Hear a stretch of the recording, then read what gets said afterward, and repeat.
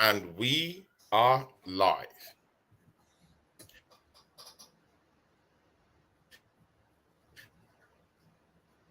Frozen, man.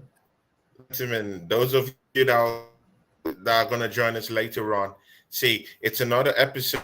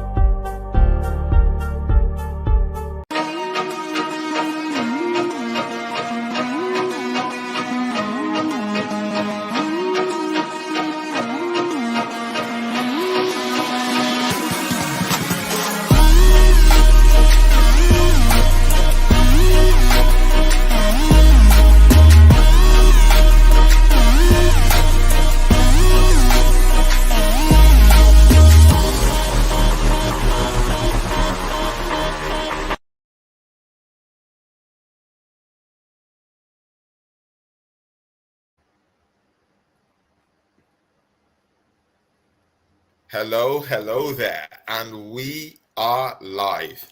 See, ladies and gentlemen, I'm sorry for that, for that little glitch with that, we had up there.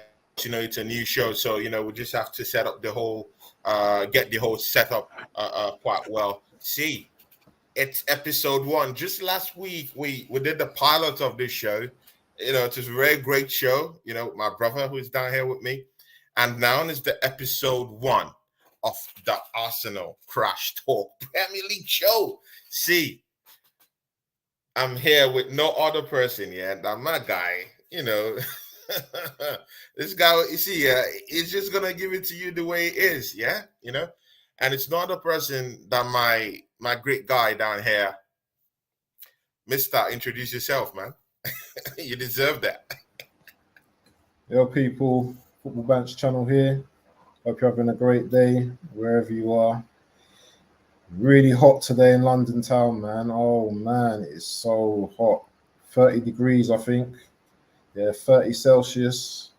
Very hot. No aircon. Just a silly little fan. So I hope you're not going to be cool during this episode, yeah? So just get ready. Embrace yourself. Yeah, see, guys, you just have to be ready because in this show, we'll tell you like it is. Yeah, that's the whole story of this show. We'll tell you like it is, and of course, the main thing that's dominating the news out there is the Arsenal transfer window. Yeah, those of you in the charts, yeah, Please let us know what's up with the Arsenal's transfer window. We need to know more about that. Yeah, Anthony Herbert, TJ is in the house, Taib is in the house, the Assembled is in the house, and my guy, the Southern Gunner, is also in the house. See, go check out the show I did with the Southern Gunner just this weekend, man. You have to go check that out. Me, him, Jez, Warren talks. It was just a blessed show. Guys, go to the Southern Gunners channel and go check that out. See, Abs, let's walk straight right into it. Right, Arsenal's transfer window. Are we cooking? Anthony Herbert says something here. He says, Tony. He says something. He says, Tony, big up Tony. We're cooking. We're cooking. See, Abs, is Arsenal cooking in the transfer window? Let's know. Talk to us.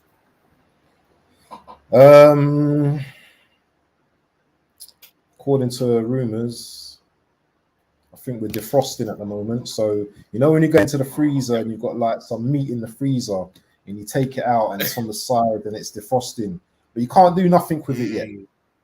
We're at that stage at the moment. So there's lots of talk. I think Kai Havertz is literally wrapped up. I think he's going to be revealed next week. We're still umming and ahhing with this Rice bid. No one knows when this third bid is coming through. People thinking that we have there's rumors saying that we've got Rice wrapped up. I don't know. I really don't know about the Rice situation. I saw those rumors this morning also. I saw the rumors this morning. So we can all do the guesswork, but no one knows exactly what's going on. I think the most signing that we probably know about is probably Havertz. That's probably no secret now. But Rice and who was the other one? Not Lavia. We're not talking about Lavia, are we? Lavia's not. I haven't heard anything more about Lavia. Oh, the next one is Timber. I think that was a smoke screen, actually.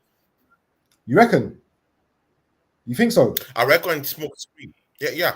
I think so. I'm not sure as well. They're saying Arsenal is talking to Southampton, but again, that story just died off last week. The moment it came, 2-3 days buzz, and it just dried up.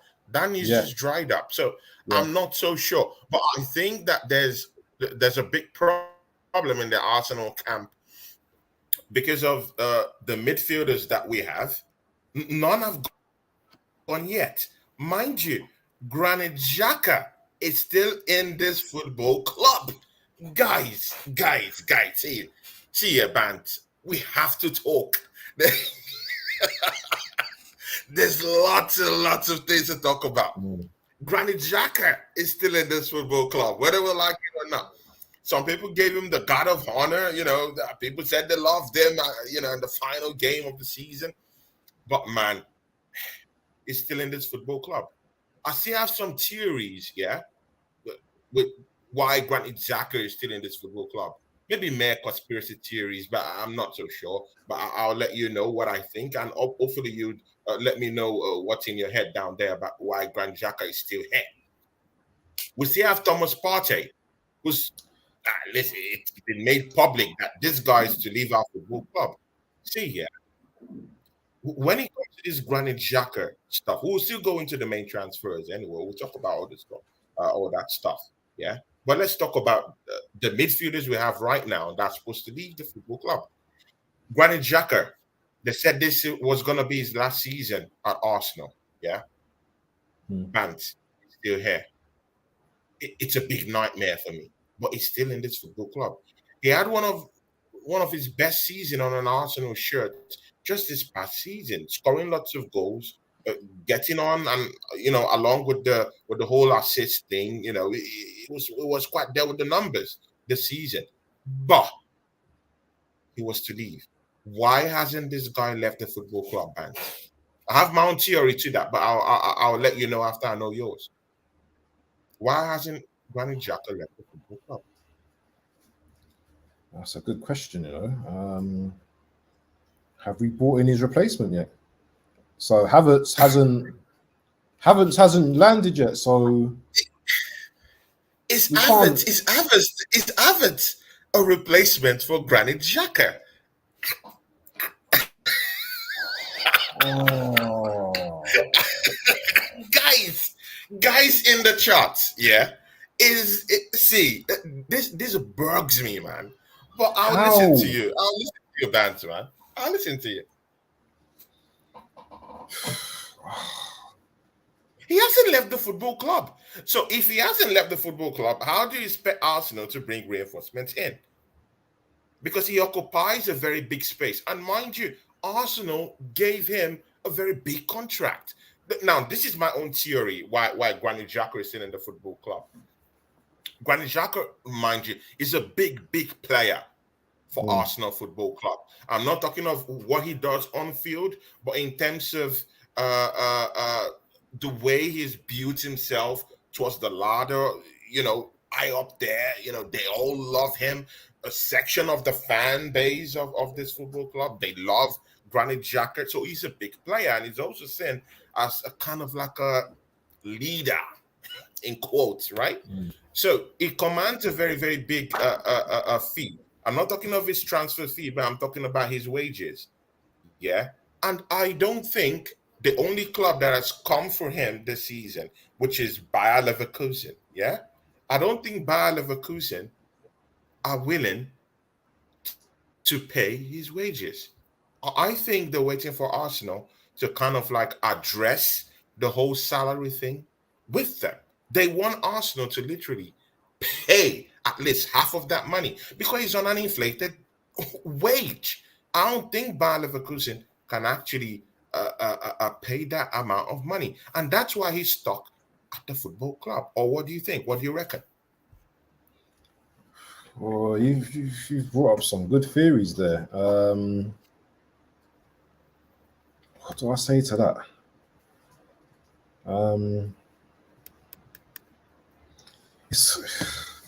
See, I can make assumptions here, but I don't know. I can really don't know why he's still at the club. I don't know. I don't know what to say to that. But he said his goodbyes at the end of the season. He said his goodbyes. He said his goodbyes. So why hasn't he left the football club? What's holding up the process then? You know, What is holding up? What is holding up this process then? Are we waiting for Havertz to come and then one out, one in, one out? Think about his wages. Again, I can only think about his wages. And to be very sincere with you, yeah, and guys in the chat, I really do think that Granit Xhaka might stay another season at Arsenal. Now, You reckon? that's the big bump. If Partey, what? This guy might, yeah, he might stay. He might stay. I think that Arsenal are scapegoating Thomas Partey. I think they want to push him out of the football Interesting. club. And then if they bring in new midfielders, yeah, and then because it's already in the news that Thomas Partey is going to leave the football club. And mind you, there's already an agreement in place for Thomas Partey. We'll go into that after this Granit Xhaka issue. Yeah, that's a separate matter altogether for Thomas Partey.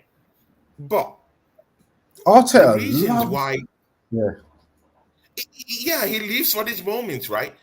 Because I still feel like the club is trying to push Thomas Partey out of the park, and then it leaves us with only Granit Xhaka, who is down there as the most experienced midfielder that we have.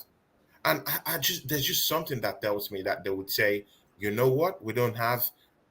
Even if we're bringing in these young, youthful players, we don't have anyone who is going to guide them, who's going to shepherd this sheep, this young sheep, and so therefore, Granit Xhaka could stay to help galvanize this young team.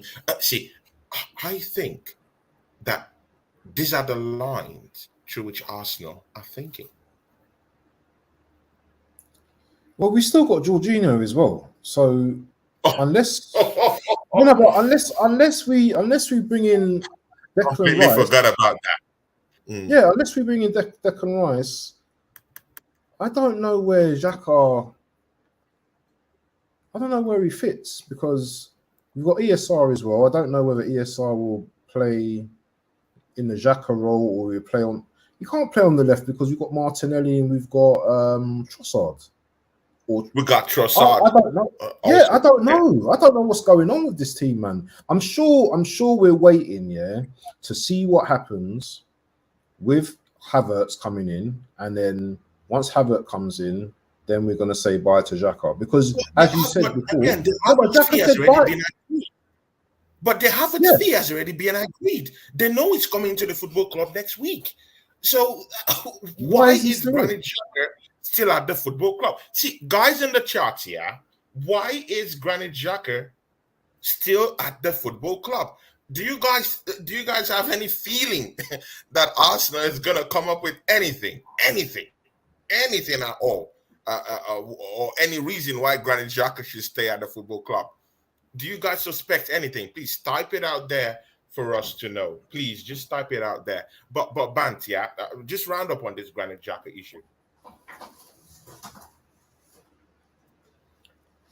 This I don't know what's going on with this team at the moment. 1 minute we seem like we're making some progress, and then Yeah. all of a sudden it goes all quiet again. Is that a good thing? It might be a good thing. It might not be a good thing. But I think there's a lot of things going on in the club at the moment that we're not going to hear about. So certain things going on. Big up the Southern Gooner as well in the chat. Yes, I think Yeah, that's a great human being. it's That's my difficult brother, to man. it's difficult to gain what's going on at the club, as you said. Because when you just mentioned the Xhaka thing, you just threw me off. You totally Yeah, threw I me know, off. I know. It's I still thought at he the football was. club. I thought he had his luggage packed and he's ready, to fly to that. He hasn't packed. He's here. He's here. And for some reason, I think he's here to stay. Guys, No, guys, guys. no. I think, see, this theory is still in my head, guys. I think Granit Xhaka might stay at the football club. Because of party leaving. Is that because of party leaving? Because, yeah. Because I think Arsenal, see, they really want to push Thomas Partey out of the football club. Yeah. That's for sure. Because I'm not really seeing the same energy With that they're Xhaka. using to push Thomas Partey. I'm not seeing that energy with Granit Xhaka. We've not heard anything. No, when was the last time you heard in the news, in the dailies, in the papers, Daily Mail, Yeah. the most prolific rumor mill in England, yeah, the Sun, yeah. When last have you heard them talk about Granit Xhaka, about the Not deal heard a with thing. Bayer Leverkusen? Not heard anything. When Not have you? heard anything. Not heard a Not a thing. single word. Not a single word. So, so therefore, there's this theory that this guy might stay at the football club next season, and I think they're gonna use the PR spin to really, spin that news up. Say we've brought in new midfielders, and we need that old head to kind of like glue the whole thing together. And the best one out of the old heads we could actually afford to use to do that was Granit Xhaka, and Do you think that's he a had good? to stay. Do you think that is a good move though? Keeping Xhaka. See, it could be a good move if we had a player better than Granit Xhaka, but it's Granit Xhaka. It's Granit Xhaka, and over the years, yeah, his consistency have been called into question.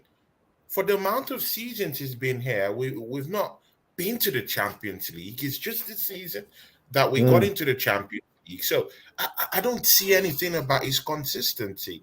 This guy Nothing dropped the special. captain armband and abandoned ship, and just walked out on the Arsenal fan base. And I think that's a very, very big problem for me per se. The fan base believed in him later on. We forgave him, good and okay, but for him to stay at the football club for one more year, I don't know. Arteta loves this guy too much. He loves him too much. He Everyone's loves him on the too much, emotional. right? Yeah, everyone's on the emotional thing. Well, Xhaka had a good season. What did he score? Like 7 goals last season or something. 7, 8 goals. He played all right, but we need some dynamism in that on that side on the eight On position. that We need a side, little yeah. bit of dynamism, and he's not what we need. And if he's supposed to be going to Bayer Leverkusen, what is holding it up? What is Arteta doing? Yeah, why is he stalling Xhaka from leaving? From leaving the football. Playing Havertz under his wing, it don't make sense to me. It doesn't make sense to me. Yeah, if you're buying Havertz for Xhaka's position, bring him in and let Xhaka go. Yeah, simple as that. Yeah, because we need to see that change. And I just don't get it. I don't get it because out of the two players, we know Partey is much better player than Xhaka, don't we? Definitely, of course, driving You know, forward, yeah. defensive So duty, why? running after the ball. Thomas Partey has a more better footballing brain than Granit Xhaka. I It's don't as get it. simple as that. Does Xhaka get all It's the as simple players as that. more? What is it? Does Xhaka like have some secrets on Arteta? You know that if he Some secrets, if he right? revealed them, The thing there is that the energy, yeah. Did you see the way Thomas Partey's news filtered through? yeah, It just came. Tap, tap, boom, Saudi Arabia. Tap, tap, boom. We're hearing Juventus. We'll go straight right into yeah, that after yep. this Granit Xhaka's talk. But it still They want him remains out the that the club. They energy. want him out the club. They want him. Yeah, they They want want. him out of the football club. Yeah, The energy that they're investing on sending Thomas Partey, and mind you, one of our best players last season, Arsenal at a point, Bant. I had lots of shows with you last season, both in the big show and in real talk and on real talk. We had lots of talk about Thomas Partey in being one of our best players last season. How do you go from Thomas Partey being one of your best players, yeah, last season to pushing Thomas Partey out of the football club in the next season? See, we've not even we've not even arrived to that point yet where we have to talk about if Granit Xhaka leaves the football club and Thomas Partey leaves the football club, Arsenal would only be with one senior midfielder. But scratch Jorginho out of that equation. Yeah, he's a Chelsea legend. We will only be with one midfielder, experienced midfielder, who is quite young in Odegaard. Yeah, manning that midfield, experience in that midfield for Arsenal.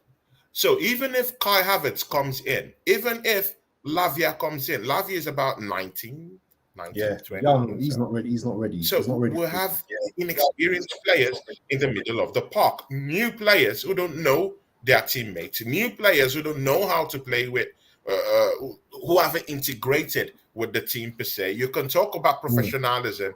You can talk about how they're professionals who play football and who they pay lots of money to. But I'm sorry, you need to integrate with the players, right? Bant. Yeah, of course, 100%. And you could even argue, even if we bought Rice in, he's going to take time to adapt to the system. You know, I don't care if he's £100 million. I don't care if he's £1 billion. You still are gonna. It's still gonna take you time to adjust to Arteta's system, adjust to the new players. This is a new team. It's like when you go into a new job or a new workplace. You have to get to know the atmosphere, the people, and The then you people. start to like grow. And so I don't. Do you know we're supposed to be going into next season as probably favourites for the league. No, but it's true though. We're supposed to be going Probably. as probably as favourites with Man City for the league. Yeah. But it looks like we're doing the rebuilding process now. I don't understand what's going on. I really don't understand what's going on. Yeah. I thought this was a project that was already in like phase 3, phase 4 already. Yeah, because right now, no, see, because we've not really thought about it in this way. That Arsenal will be playing with an entirely new midfield next season. And with the way I'm seeing, yeah, if Kai Havertz, we'll talk about Kai Havertz in a bit also. If Kai Havertz is coming into that Arsenal first 11, I don't think he's coming to replace Gabriel Jesus. I think Mikel Arteta has made it clear that Gabriel Jesus is his main man. He's made that very, very clear. Mind you, we still have to talk about Balogun also. You saw what he did for USA. See, Bant, it will be all you on that one, yeah? We still have Gabriel Jesus, yeah? I don't think Kai Havertz is coming to replace Gabriel Martinelli. Neither is he coming to replace Bukayo Saka. So he has to play in that double pivot in the midfield or in a three-man pronged midfield together with Odegaard a little bit pushed up, higher up, with maybe Kai Havertz playing through the slightly to the left-hand side. But again, he could still play in the left-hand side of the midfield and the right-hand side of the midfield. So it's in his wheelhouse. He's that versatile. He's a versatile player anyway. And then we have to think of maybe a Declan Rice sitting back in that three-man midfield. So that's another thing with Martinelli on the left and Bukayo Saka on the right and Gabriel Jesus right up there in the middle. But again, is that the way to get the best out of Kai Havertz? That's another thing. Can he do that Granit Xhaka's job very, very well? With the numbers he's given at Chelsea, I don't see that. So it becomes a big problem. Yeah. So if Thomas Partey leaves the football club, Bant, man, I don't know. I don't know where we stand. Where do you think we stand without Thomas Partey?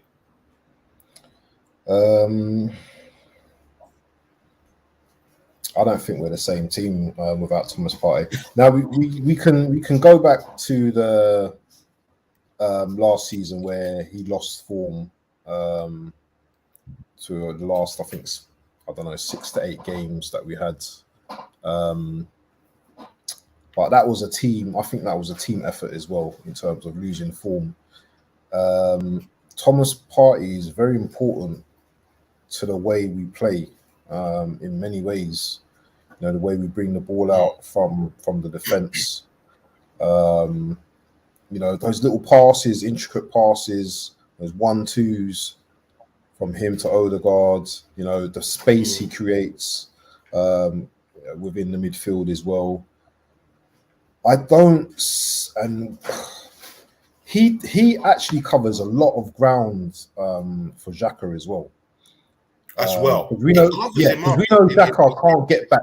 We know Xhaka doesn't get back quick enough. Yeah, at all. We know He's not fast.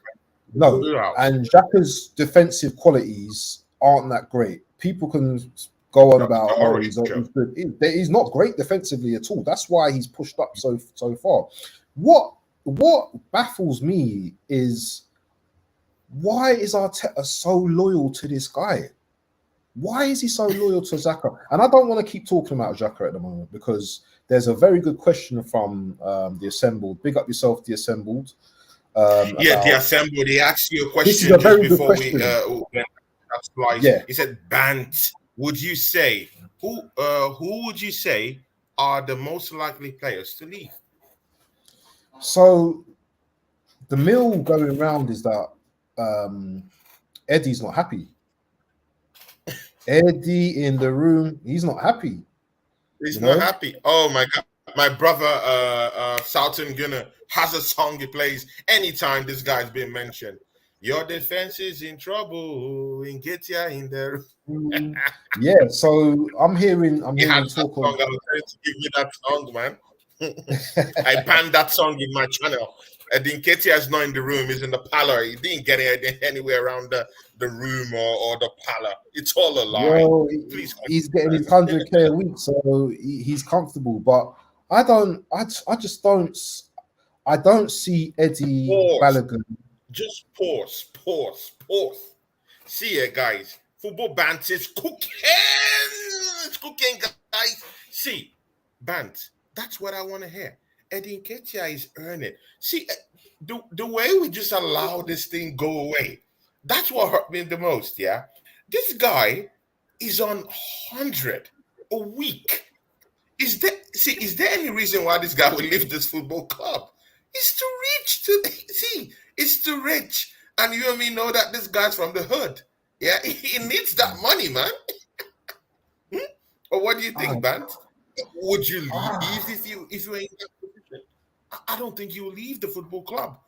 You would stay to leech and enjoy 100 a week. Tell me any reasonable club that would pay Eddie Nketiah 100 in a week. Who's gonna pay Eddie 100 a week? Who? He's a mid-table player. He's a mid-team table player anyway. Yeah, he had a little purple patch, but he's not the type of player that can impact off the bench. He's a player that has to have a run of games, and unfortunately, he's gonna be that type of player that has to come off the bench. I think Balogun potentially got more to his game than Nketiah. His hold-up play. I saw him play with USA. His hold-up play, superb. Very good player. His goal-scoring prowess, superb. He's one of Arsenal's most improved player last season. I saw him bang goals in front. Seeing him in on an American shirt as an international, it's mind-blowing. But we're selling. We'll get to that later on. Yeah. I heard that Arsenal have put a gigantic amount of money on his head right now. In some places, I'm seeing 50. In some places, I'm seeing 45. Some I'm seeing 35. That guy should be going for nothing less than 60 million. If Kai Havertz, is coming in for 65, why are we like Poundland? Yeah, for all these clubs to just come in and have a cheap buy. Yeah, have a cheap buy at Arsenal. Because Arsenal are not a very good selling club. You know this, Tony. Yeah, you know this. We sell a player for £1 if we had the chance. And I want to go back to the Assembly's question. Yeah, you asked me a question of who do I think will who would actually leave the club. So I really think that maybe Balogun gets sold, but we can get into that later. I think that who's that right back that we had as well? The 30-year-old, what's his name? That came back from Fulham. What's his name again? The Portuguese guy. Cedric. I call him Cedric the Entertainer. Yeah, he would probably leave on a free, isn't it? He'll probably no. I think he wants to come back to Arsenal. Do you think any of these players want to leave? Oh my God, Ban, see, it seems like you're not in this Arsenal realm. These guys don't want to go. They don't want to go away. They don't want to go back. See, they want to stay. We just brought Win the Dog. These guys want to come and have a good time. Just sit on the bench they and want to come and enjoy the comfort. Sitting at Arsenal. Yeah, but Arteta must be able to see this, Tony. But Arteta must be able to see this. Arteta must be able to see this. Because Arsenal is paying these guys outrageous amount of wages. It's difficult for these guys to leave the football club because Fulham won't pay him that money. Even Fulham doesn't want to keep this guy. So why should Arsenal keep this guy?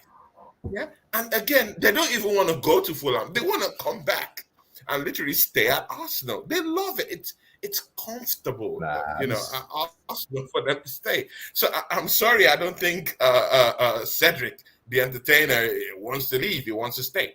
And even if he wants to leave, he still want to, be with the Arsenal money. What about Rob Holding? What about Holding? Do you think we get rid of him this time? To be very sincere, that's one of the positive news I've heard this past week. I heard that Rob Holding has been put up for sale. Yeah, I heard he has been put up for sale. And they're serious this time of selling him. Actually, I've heard of West Brom. I've heard murmurings about West Brom. I'm also hearing West Brom. That's I heard West Brom. I don't know, bro. I've been hearing this. I've been hearing these funny clubs. I've heard Leeds also. bro, I've heard lots of all these clubs. I've even heard Luton. Yeah, I've heard Luton. But Luton. see, but again, do you care where this guy goes to? I No, I don't don't. care. I don't. As I far as just I'm get this guy concerned, at my club. he can go to Get this guy at my club. Galatasaray, your former stomping ground. Galatasaray. He can go there.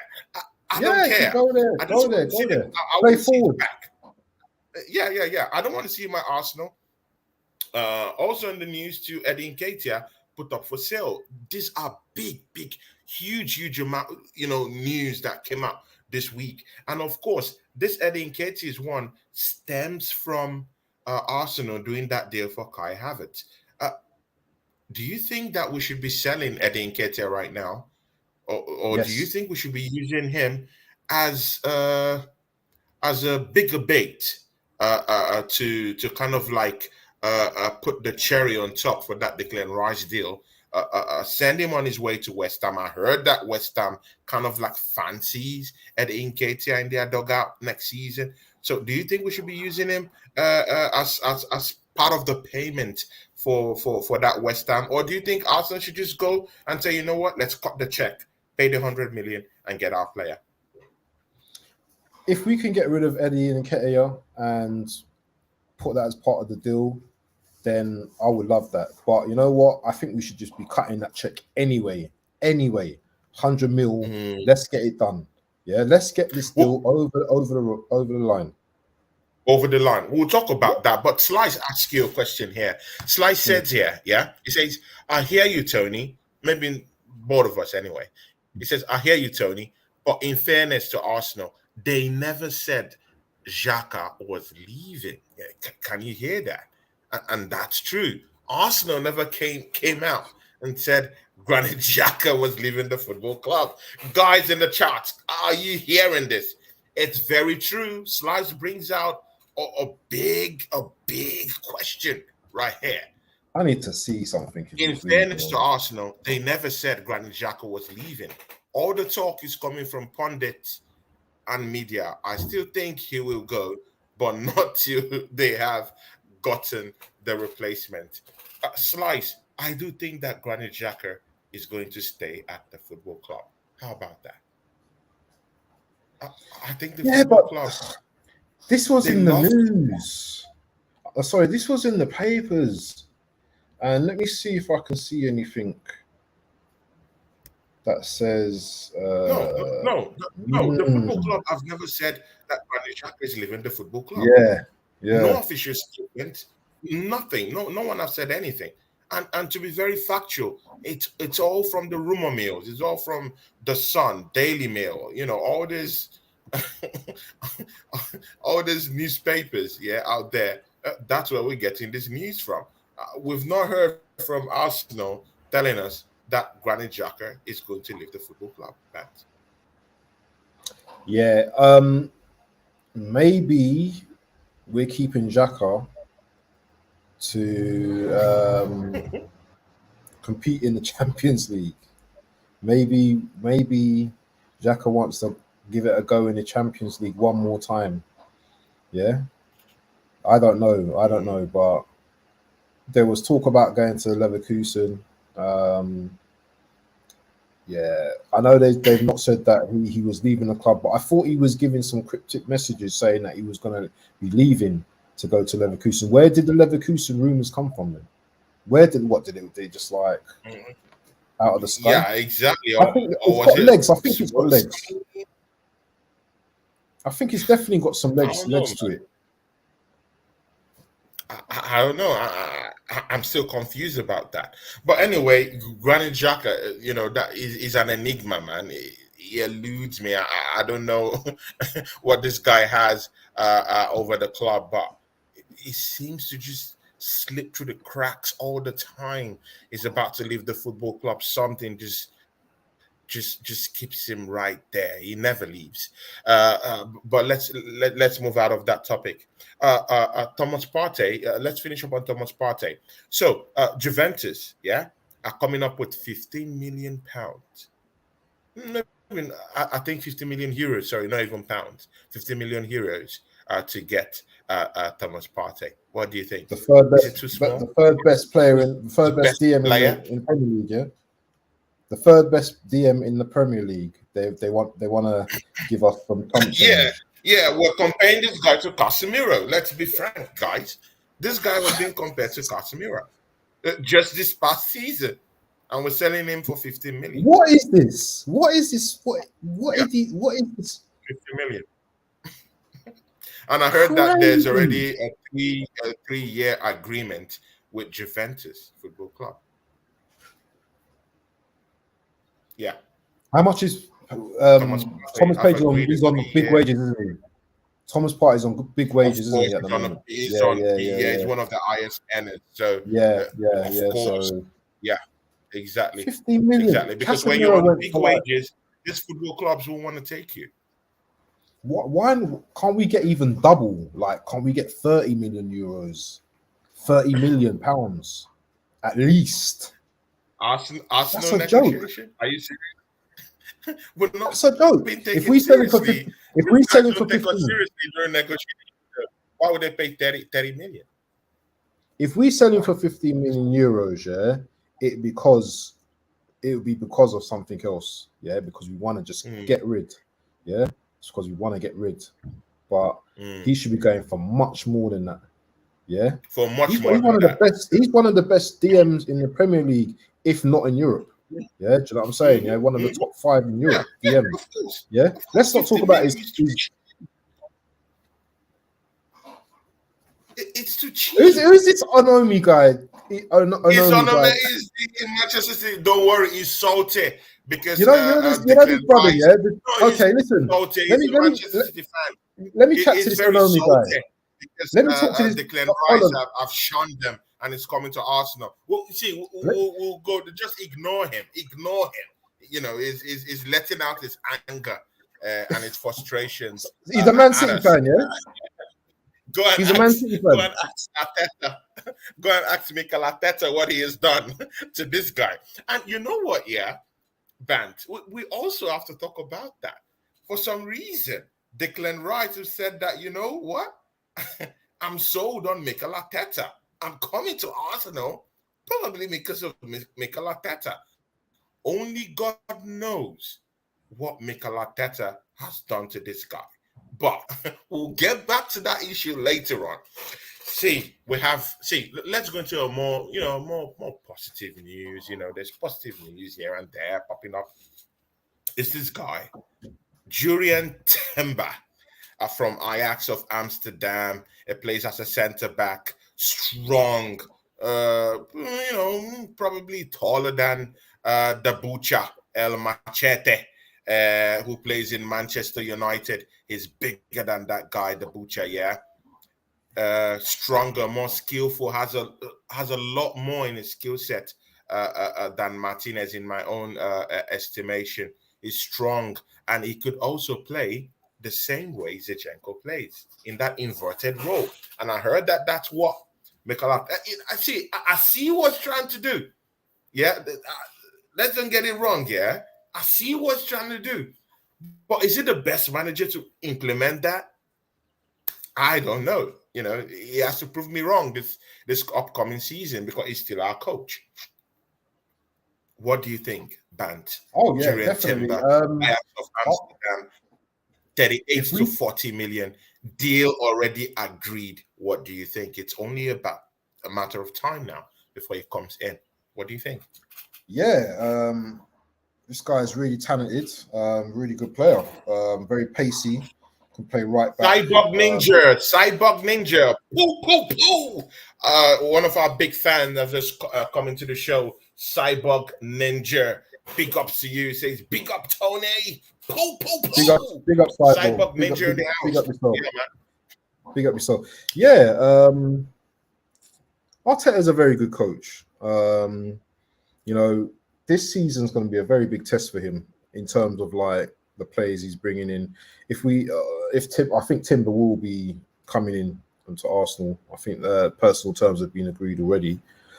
Agreed, yeah. He's going to give us great width on that right side, and also he'll be flexible as a centre back as well. So we're going to have much more depth in our team. Maybe a bit better quality as well. And teams are going to be scared of us this season. Yeah, let's call a spade. Yeah. What you saw from last season If we do this, if we get the right signings, brother, if we get the right signings, generally be yeah, scared. I'm telling you, because people Yeah. are already expecting the Havertz to be a flop. Don't click me on this, by the way, yeah, but he might prove Again, some he is people a wrong. flop. He is a flop. Yeah, Let's be he's a sincere. Chelsea flop, but who's to say he might come to Arsenal and do something? No one knows that. No one can guarantee that he's not gonna No do one anything. knows. Yeah, You can't guarantee sure. anything. Yeah. He was not my preference signing, but to say a happy Havertz comes into Arsenal, a good playing Arsenal, yeah, good team like Arsenal, yeah, this guy might thrive. This guy might thrive. So, you know. Yeah, I was telling the Southern Gunner that, this guy might come in and, things could change. Yeah. But again, as a player, when you're coming as a player, yeah, for 65 million pounds, we expect you to come in and hit the ground running. Yeah. Come in and hit the ground running. Why there will be negative press for people like Modric, who is at Chelsea right now? Why there will be negative press for that guy is because of the price tag. When you're coming into a football club with that kind of price tag, people at least expect you to hit the ground running. And even if you don't hit the ground running, your assists should be up. Yeah? Because you're coming to a new league, so we can excuse you. You're not scoring lots of goals, but the performance should be there. The promise of being a more better player should be there in lieu of next season. And Modric hasn't, quite done that for Chelsea Football Club, and he came in with a big price tag. So if Havertz is coming to our football club with that kind of price tag, yeah, 80% Arsenal is paying, yeah, what Chelsea paid for this guy, yeah, about 3 years ago, yeah. Let's be very, very sincere about it. Arsenal spend almost 80% of that money. No discounts, yeah? So when you come in with that big money, big money, you need to be putting a statement and hit the ground running. So I want to see a big performance from Kai Havertz. How about you, football bands? No, 100%. But as I said, this player might take about 10 games to get up to speed. We don't know because no one knows what position he's playing. But again, he's we don't know what position he's playing. I don't want to talk about Havertz, man. I'm sick of talking about Havertz. Again, I don't want to talk about him. I don't want to talk about him.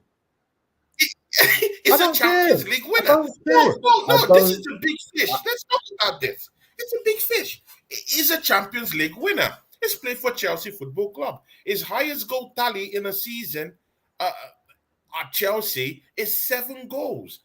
Yeah, and it was just this past season. The highest he's scored in a season anywhere that he's played football was in the 2017-2018 season, where he scored 17 goals. That's how big he's gotten, yeah? 17 goals. Yeah, his second highest goal tally was when he was in Bayer Leverkusen, and that was in, I think, that was in 1920 season, and I think that was like about 12 goals. Yeah, so the highest bar he's reached in the height of his career was in Bayer Leverkusen with 17 goals that season. Apart from that, it's dried up. It's coming to Chelsea. He scored some certain type of wonder goals for them when they needed them. He scored a Champions League winning goal. He has that experience. He has that medal. Yeah, good. We give that to him. But he has only scored 7 goals. And Arsenal is bringing this guy for £65 million. Yeah, to come and chill at Arsenal, be in our first 11. See, but he's not coming to chill. He should be coming to score goals. He should be coming to put up a shift if we're going to be using him in the midfield. I really want to see the dynamics through which Mikel Arteta wants to use him. Do you want to put him up front? Do you want to put him just behind, just like the way we talk in Odegaard into the framework in our team, or do you want to put him in a double pivot system in the midfield, in a three-pronged midfield with him, Odegaard, and someone sitting right back like Declan Rice? I really want to see.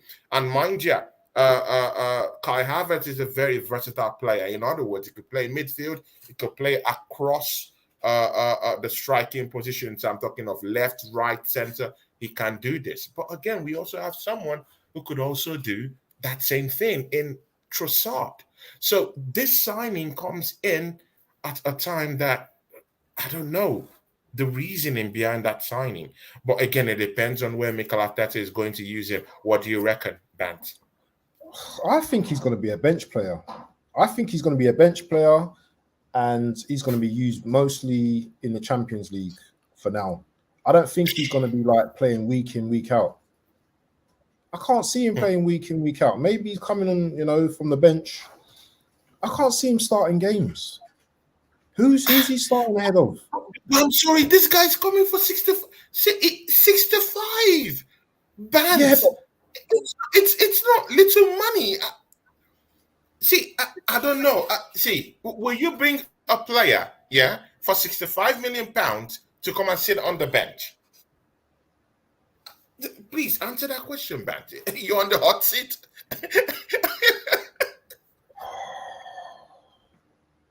Will you bring a player for 65 million pounds to come and sit on the bench at the Arsenal bench?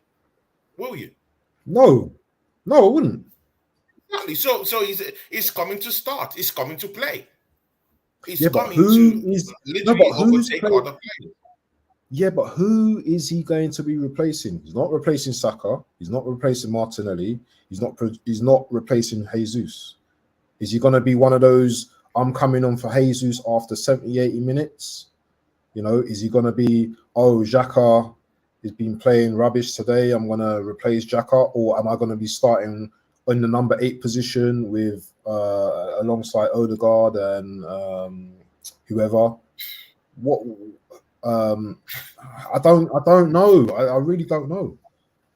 I don't know, but again, I don't just see Mikel Arteta spending 65 million pounds for a player who would come and sit on the Arsenal bench. Because they must. It doesn't make sense. It doesn't make sense, does it? They must have talked about. It doesn't make sense. It doesn't make any sense. Not even a phrasal sense. Not even a colossal sense. Bench or come and start from the bench. If you come in with that big time money, you're coming to play. You're coming to be a starter at Arsenal. So I don't know, guys in the chat, where do you reckon? Come and help us solve this problem. Kai Havertz coming in for 65 million pounds. Is he going to be starting from the bench? Do you reckon that your football club will buy a player for 65 million pounds and come and start from the bench? Does it sit well with you? Are you okay with that? Or is he coming to be part of our first 11? Please, guys in the chat, throw in what you think about that. But Bantia, of course, Kai Havertz. You've been watching the Premiership. Where do you see him playing? As for me, I'm confused where he's going to play, because Chelsea have used him up in every position. I even heard he has played defense for them. I don't know. I'm just saying. But please, just tell me, where do you think this guy's going to play? I can't see him play. I can't see him playing as an 8 tone. I cannot see him playing as an 8. I can see him coming on for like Jesus maybe, or playing the false 9. I can't see him playing at 8. Maybe he will play the 8, but I can't see it. I can't see it, man. Can you see it? But again, what are his qualities? Yeah, what are the qualities that we see in this? And that's what makes this signing crazy for me, because I don't really see anything in his wheelhouse that can enable him play in the midfield for us. Even in that Granit Xhaka role, I don't see him doing anything along those lines. I don't see it. I can't see it. I'm trying to check every alternative if he has something in his wheelhouse to kind of help us in the midfield, but I can't really see it. I can't. I'm trying to, but I can't. He's not a dribbler of the ball. He's not. He's hold up play. He's technically very good. He's I technically don't know. very good. No, he's technically very good. You know, he can bring a pass down. But again, He can move but into technically, he's space. still half baked. He knows how to use his head. He has a good record in hold up play, mostly with his head and everything like that. But again, what about moving the ball? What about having a keen eye for a pass? What about slotting the ball into the net? Yeah. Last season, they couldn't throw the ball into the net. So I think he's a good. yeah, you could be No, I think gifted he's a good technically passer. in hold up play and using your head, even aerially. But what about scoring goals? What about moving the ball? What about having a keen eye for a good pass? He doesn't have that. It's not in his wheelhouse. He can't dribble.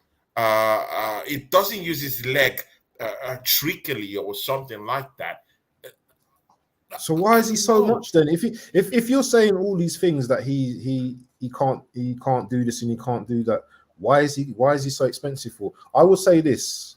I think Kai Havertz is good. Is a good passer. He's decent. He's a decent passer. He's a decent technician in terms of, like, he can hold up play. He can bring other players into the game. Move. Yeah, with his head. Yeah. Aerially, his movement's decent. I understand that. And you know what? He's got a little bit of a shot on him as well. I wouldn't say he's like Van Persie shooting, but he's got a shot on him. He's got a good shot on him. Let's not do this. Come on, man. Let's not do this. Van Persie. Let's not call that name. Let's not call that name. I see some Arsenal fans, throwing a jamboree, saying this is the second coming of a Dennis Bergkamp. Please. Please don't. Pause. Please don't. Guys. Just pause. Pause, please. Don't come into sacrilege. Pause. Please. Any Arsenal fan that's saying Kai Havertz is the new Dennis Bergkamp, is the new... Who's saying that? Please. Nah, they need to be sacked off the show, bro. Bro, you can't man, have none of that. You can't have none of that. What's this super fan say on Twitter, man? Oh my God. It looks like... it looks like you just want to remove your hair from your head. I'm serious. How can you say... Some guys compared Kai Havertz to the second coming of Dennis Bergkamp. Like, bro, it's really that critical, man. And I'm sorry, Kai Havertz is no Dennis. He's no Van Persie. As much as I don't like to call that name on this channel, who would you compare him to? On this channel, who would you compare? What type of player would you? What type of player would you compare? I don't know. He doesn't score goals. See, Bant. He doesn't score goals. He doesn't score goals. Would you say ESR better than him? As a football club, I've managed to use him in positions across the 11. Yeah.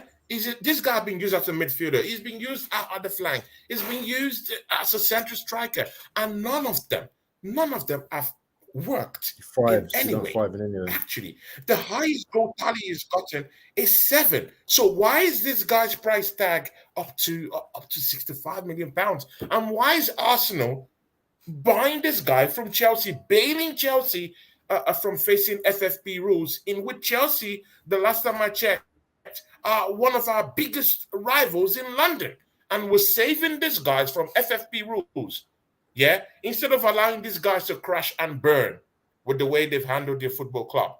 Yeah, we're saving these guys. We're giving these guys money to go and buy Caicedo and bringing Caicedo into the football club. We're literally funneling and funding Chelsea Football Club to go and have a chat with Juventus to bring in Vlahovic into their football club. While we are here talking, me and you are Arsenal fans. Yeah, we need a striker. Yeah, and we have none. Yet we're channeling funds to Chelsea Football Club to go talk to Juventus. To go and get Caicedo, yeah? Not to get Caicedo. We're giving money to the Caicedo move. Yeah. It's beyond baffling to me. I don't understand. I don't know. Miss Melina is in the show, guys. Miss Melina. Why not Sportsy Mikel Arteta is here too, my brother. Anthony Herbert is here, guys. It's hitting up. It's see, Miss Melina. Why has it? Miss Melina banned Miss Melina. Very lovely human being. You know her definitely. Her contributions to my channel. I love her so much. But apart from that, she has an affinity to this guy, Granit Xhaka. So whenever I talk about Granit Xhaka, I'm always in pains because this lady that has really helped me on my channel, Miss Melina, she really likes him. But Miss Melina, I'm sorry. When are you gonna tell Granit Xhaka to go and allow us to bring in midfielders to our team? Big up to you, Miss Melina. She says, big up Tony Cloud and guest. Actually, he's not a guest. It's a football band channel, and of course, me and him we own the show together. It's our first episode, and you can see the buzz we're creating, Miss Melina. It would be nice for you to come join us one of these days when you're freed up. Anthony Herbert is also here. He says here, Arteta changing formation next season. He wants to play 3-5-2 formation and play Havertz up front with Jesus. What do you think about that? That's a big tweak. That's very interesting. Think that tweak is going to happen? Very interesting. We know Arteta's Mr. Galaxy brain, so you know what? That you never know. He could play that. He could play that system as well. So that Herbert's Anthony's raised a very good point there. I wanted to ask. Yeah, that could work. That could work, but you never know. That could work if you have good defenders.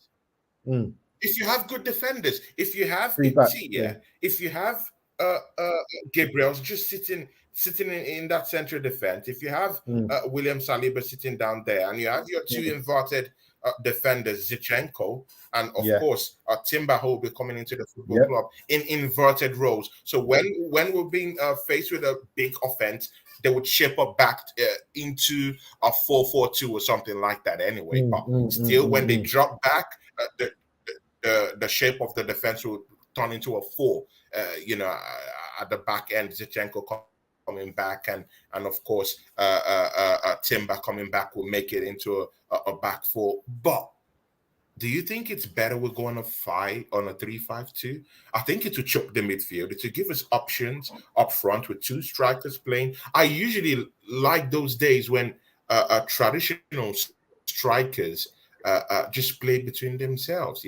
Dwight Yoke. You've seen typical strikers, playing peers, right? And the Cole play together, feed off each other, things like that. I like but again, you need to have a potent striker, one poacher and one good runner off the ball could be able to lay those passes when you're playing a big central man. And I'm sorry, Kai Havertz isn't that guy. What do you think? 3-5-2, does that tickle your fantasy a bit? Do you know what? I'm up for any kind of formation change that's going to make us successful if it works. This formation change will be to accommodate Kai Havertz, 65 million player, him coming into the team. I could definitely see that working. But I wanted to ask a question because we've kind of skated this player throughout the whole chat. We haven't really spoken about him. And I wanted to ask, because next week is quite an important week for us in terms of bidding, because it's a big week, guys. It's a big week, but we've avoided, we've spoken about Kai Havertz too much. I want to ask the panel, or I want to ask everyone, Rice to Man City or Arsenal? I want to see Arsenal or City. What's your opinion on that? What is your opinion on that, Tony? Where's he going? Where's he going to end up? Based on what, Paul? I'm sorry to break the news to you. He's coming to Arsenal. Don't be sorry. I heard that Man City negotiators. Man City negotiators went in to the meeting with West Ham, with the West Ham negotiators down there in London, and then they were talking about the pricing of Declan Rice, and then West Ham negotiators, the very first thing they said was that Declan Rice wants that Arsenal move. That was the first thing. This is what I heard, yeah, from really like strong connect, yeah. They said that was the first thing that West Ham negotiators said to Manchester City negotiators, that Declan Rice wants that Arsenal move. The player wants the Arsenal move. Ladies and gentlemen, Declan Rice might be coming to Arsenal. But see, yeah, Bant, do you know what it takes, yeah, to tell Pep Guardiola, F up. I, I don't want to come to your football club. Yeah, you won the league. Yeah, you won the Champions League. Yeah, you won the treble. I'm sorry, I don't want to come to your football club. I want to go down the road to North London and meet up with my daddy down there called Mikel Arteta. Daddy, Daddy, I yeah. want my daddy. Bro, Declan Rice just said, I want my daddy. I want my daddy. And daddy wants him to. So, see, yeah, guys, yeah. And that's why my guy, my friend Onome in the chat is losing his head. He's getting rattled, like a yeah? mad guy. He's all over the charts, talking smack just because Declan Rice. See, Onome, see, listen. People, listen. Well, Arsenal Football Club, it looks, see, yeah, Band, I just feel like Arsenal, yeah, we've so destroyed our image, yeah, we've so destroyed our image, but in the transfer window, in the league, we've so destroyed and damaged our image, yeah, that has made someone like this story that has happened with Declan Rice, yeah, we've made it look like as if Arsenal isn't that club again. We are that club. We are a big football club. Yeah, it shouldn't be big news if Declan Rice says, you know what, yeah, I don't want to go to City. I love Arsenal. Yeah, and last time I checked, Arsenal was a more bigger football club. Well, scratch this year's Champions League football that it just won. But last time I checked, Arsenal was a more bigger football club, more trophies than Manchester City. So if a player in the mode of Declan Rice is saying, you know what, yeah, I want to go to Arsenal Football Club, should that be news at all, Band? Isn't Arsenal a big football club for a player to say, I want to come to Arsenal Football Club and play for Arsenal Football Club? I'm not interested in whether we're a bigger club or smaller club than City because clearly City clearly in recent times are the most successful club. So, and we've never done trouble. We've never won a European. We've never won the Champions League. We've never won like the but we've won the Cup Winners' Cup. It's an European. But that's not the Champions League. That's not the Champions League. I know. I'm just saying, just in case Manchester, because Onome would start running with lots of stuff down there, talking lot smack. He's just angry that Declan Rice doesn't want to go to the football club. This talk of like us being bigger and all that kind of rubbish, I don't do that because you know what? I want to be the smaller club, yeah, that's winning more trophies, yeah, than the bigger clubs. That's winning trophies, right?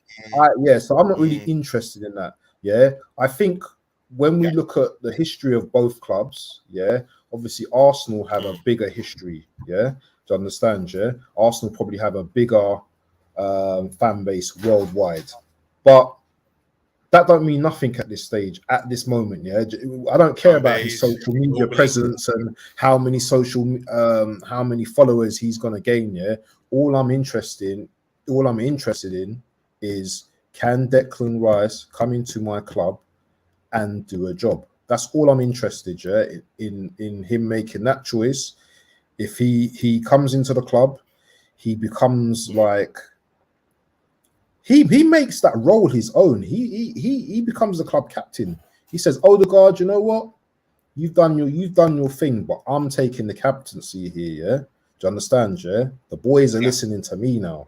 Yeah, that's the type of player I want coming into my club. Will he do that at Man City with Rodri there? I don't think so. Not for a few years anyway, because Rodri's holding that position for at least another 5 years. How old is Rodri? He's like 20, 25? Yeah. He'll Or be going to 26? sit on the bench. Yeah. Yeah, So exactly. unless Calvin is it Calvin? I call him Calvin Klein for now. Calvin Smith or whatever his Calvin name. Phillips. Yeah, Calvin That one Phillips. wants to leave the football club. If he On leaves, the bench. then No, Declan Rice is. I can't see Declan Rice going to City either and sitting on the bench. I can't see it. I cannot see him sitting on the bench. Pep is Why an would he want amazing to go coach. to a football club and sit on the bench? Why? Why But would he you want to go to Man City on the bench? Why? You know, if I was Calvin Phillips, I would go throw those Champions League medals away. You didn't work for it. Other players worked for it. Yeah? Other players worked for it. Yeah, you didn't do anything. So why? What's your pride that you won anything when you didn't have anything to do with with the winning in itself? Yeah, so that's why my respect for players like Declan Rice, well, just turned down Manchester City and decided to, come ply straight with Arsenal. It probably is that kind of player that sees the bigger picture. Yeah, how about that? How about coming into a project where he sees that, okay, we're going for timber. We pushed City to the limit last season. We came second. I'm not saying it was a successful season, but we did push Manchester City. If we do add one or two players, 2, 3, 4 players that can be able to galvanize, our season and give us that big push. If Arsenal decide to give us the right signings, man, we can really push Manchester City. And mind you, after the treble winning season, yeah, that team it's slowly decapitated. Bernardo Silva off, Ike Gordogan off, Calvin Phillips off. I'm hearing in some quarters that Mahrez might be off quite soon. See, that team would slowly disintegrate. It's not going to be forever. They have to build another team later on, maybe in the next 5 seasons. They need to build an entirely new team. So I think if Arsenal can be able to get these deals done, we can get something popping. And another thing as well. Are you looking at any other midfield? Yeah.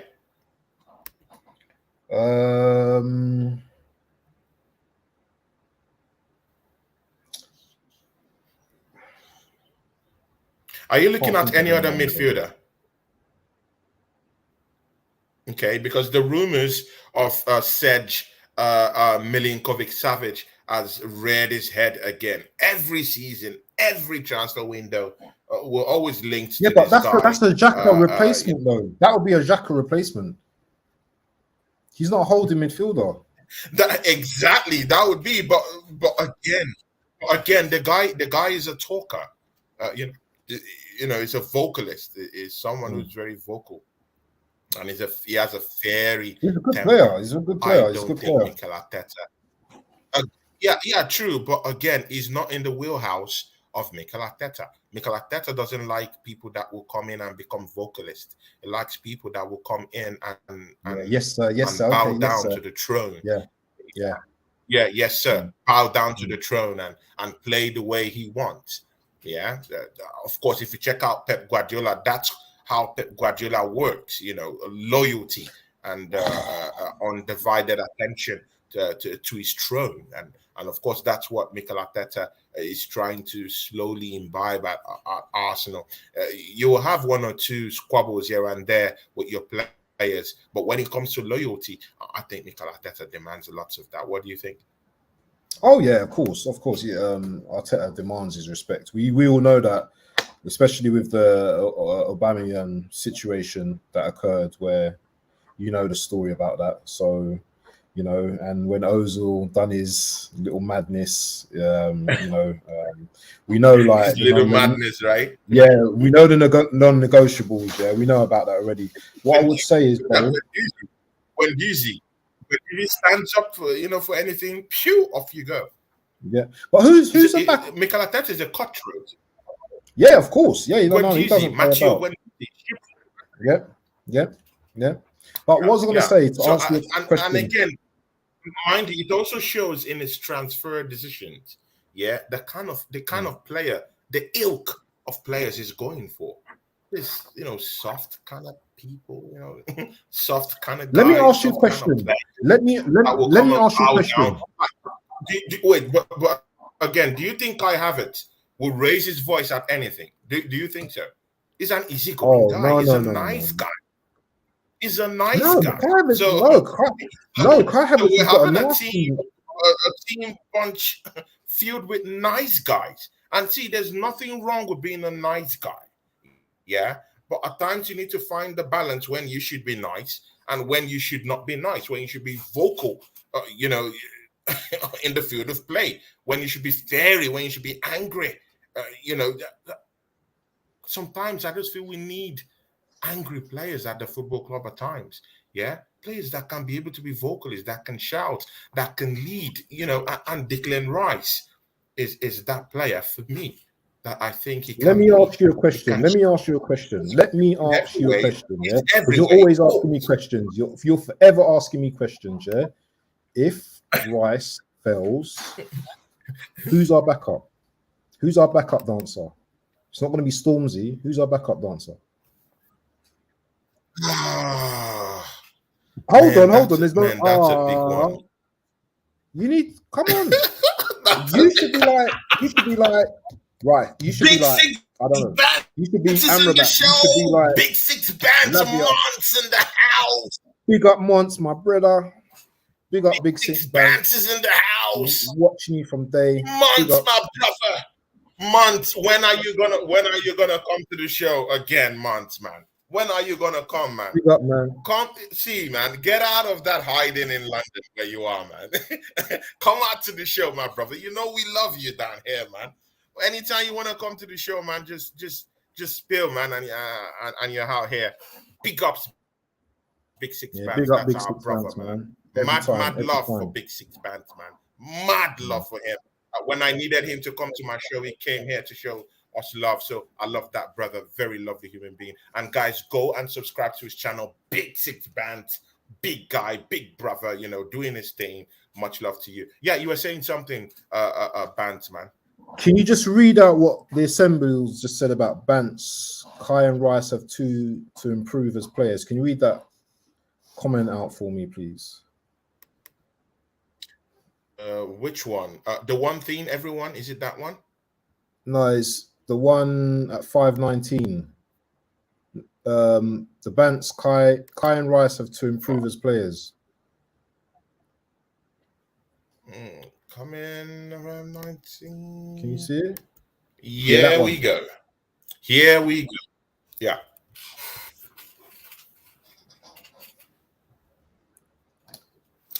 Okay. Okay, Monts, I would send you the link on Instagram. See ya, guys. Monts wants to come and chop it up with the boys, guys. Oh no! Oh no! Monts wants to come and chop it up with us, man. Man, like Montel, Man wants to come and chop it up with the boys, guys. Yeah, football bands, you were saying something while I tried to send this to Big Six Bands. Yeah, so the assemble said Bance, Kai and Rice have to improve as players. The Arsenal coaching staff will be under a microscope if there isn't any viable improvement. The impact on Arsenal's brand could be irreversible going forward.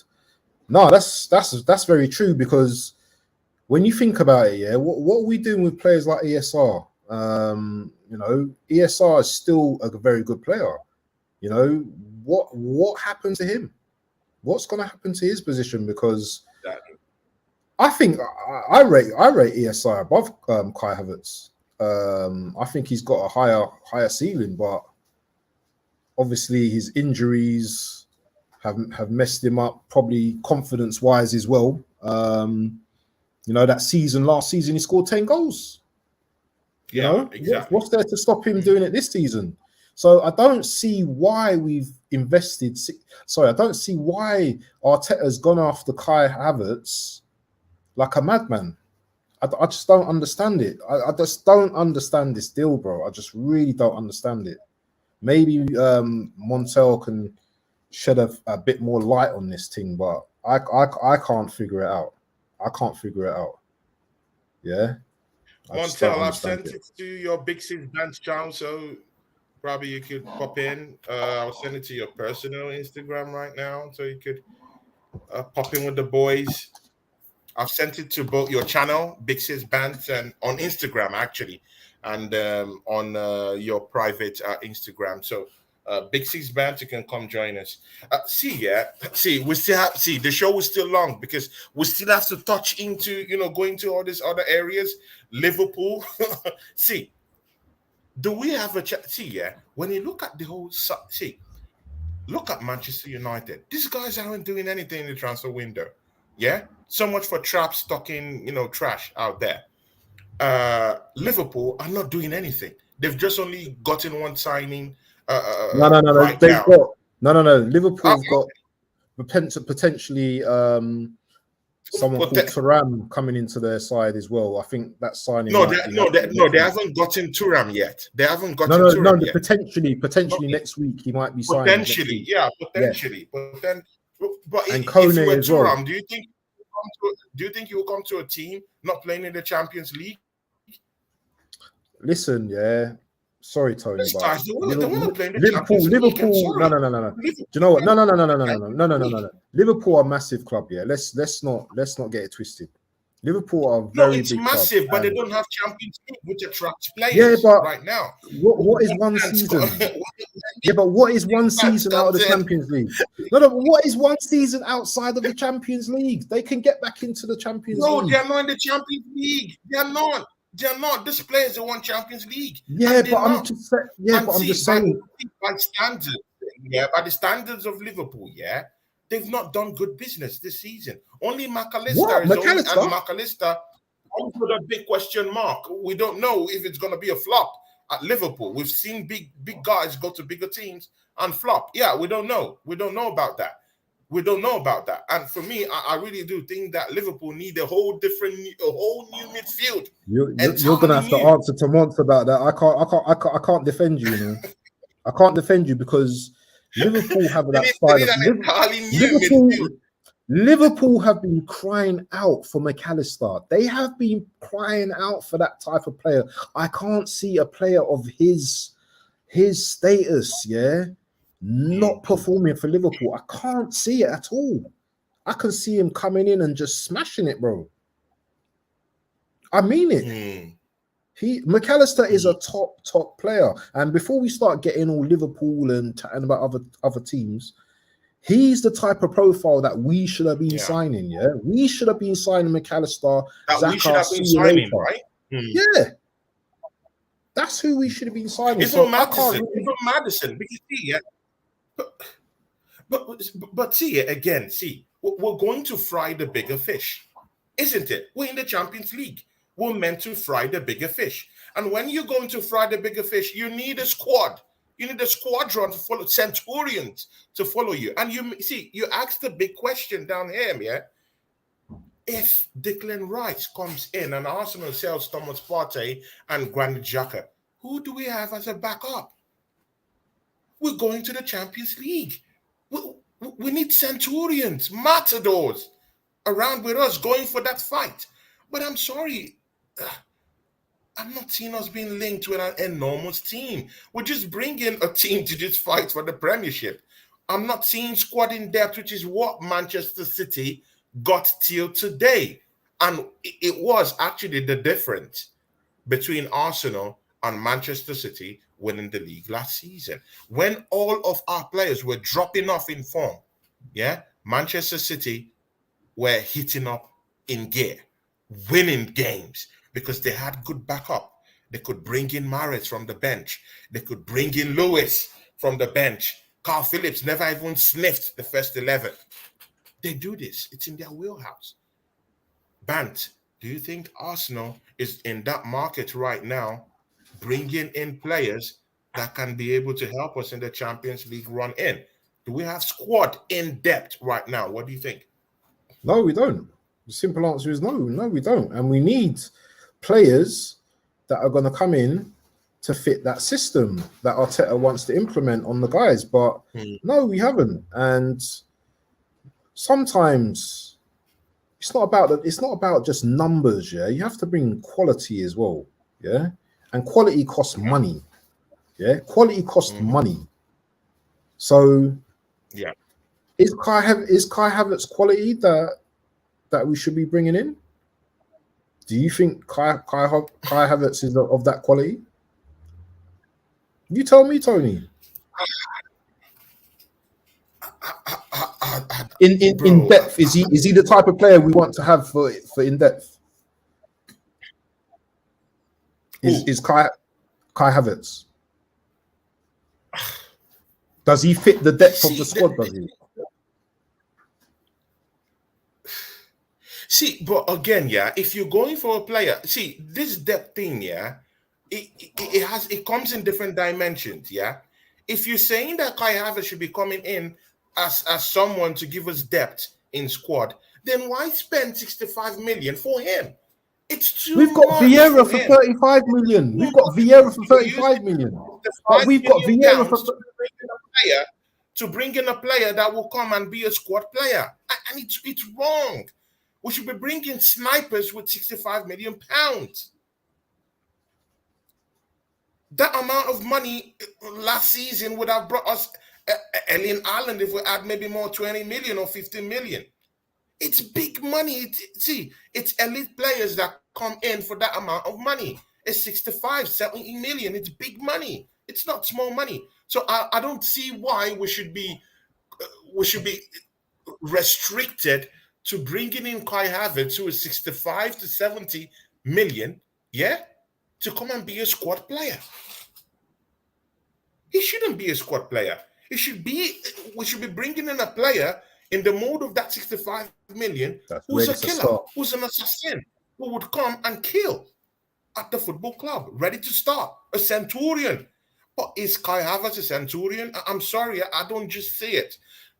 But it's quite a different thing. Do I think he might excel at the football club? That's where I have an issue. Most players that play without lots of pressure.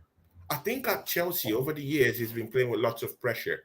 At Arsenal, he might not be with that pressure actually, Yeah, because yeah. most Arsenal fans don't expect anything from him.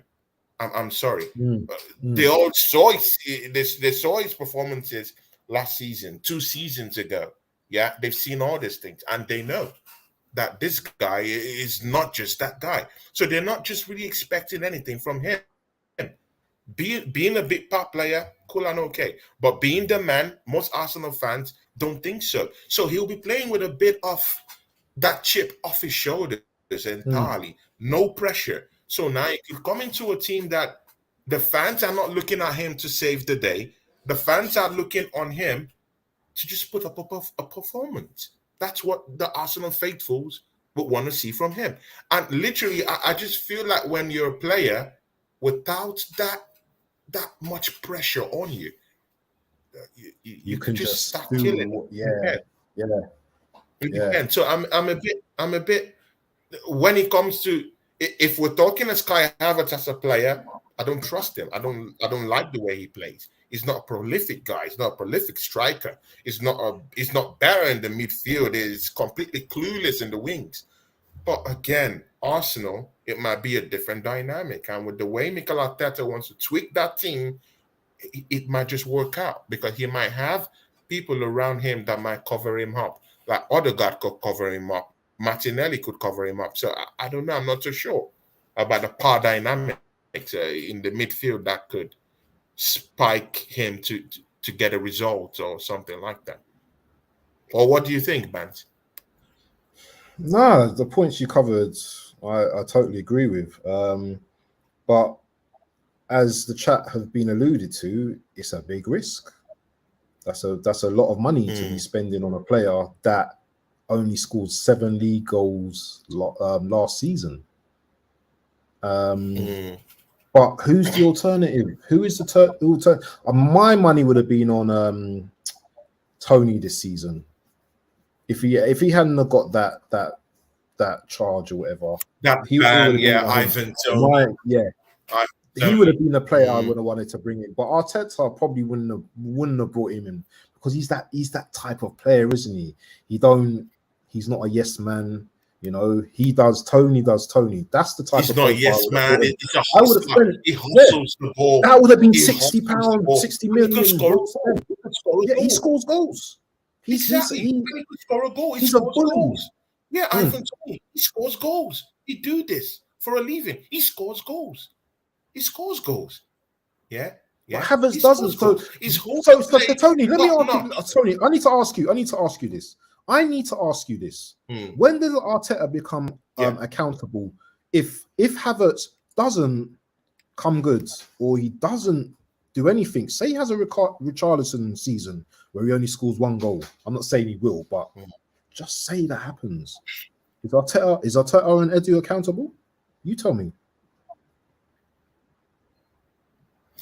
See, to be very sincere with you, I heard that Mikel Arteta spearheaded. He wanted Kai Havertz.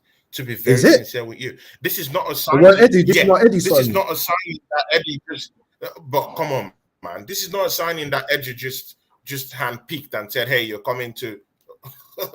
It was something that was collectively agreed upon. So, and I heard that during negotiations, Mikel Arteta had a lot to say. He had a lot of input.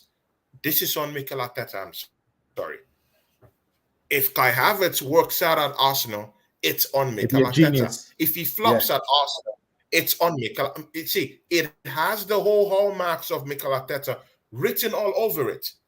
Yeah, Mikel Arteta will be left to fry if Kai Havertz doesn't perform.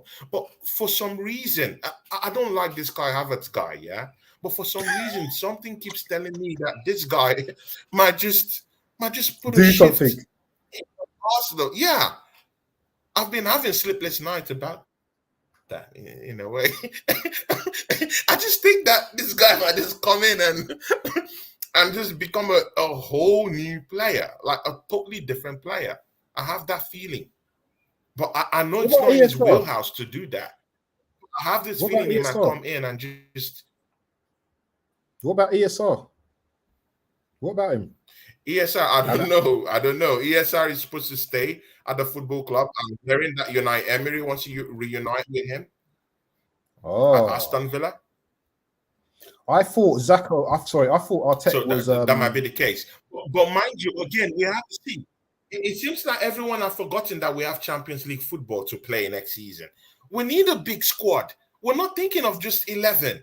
We're thinking of a big squad.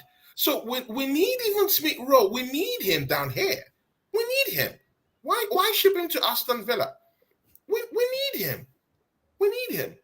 You know, and even this Thomas Partey Usta, we don't need him to go out of the football club. Keep him at least for 1 more season. We have dead meat in the heart of our midfield. We have Jorginho. Ship him to Sarri. Sarri wants him at the Serie A. Ship him off there. Go bring in Milinkovic Savic.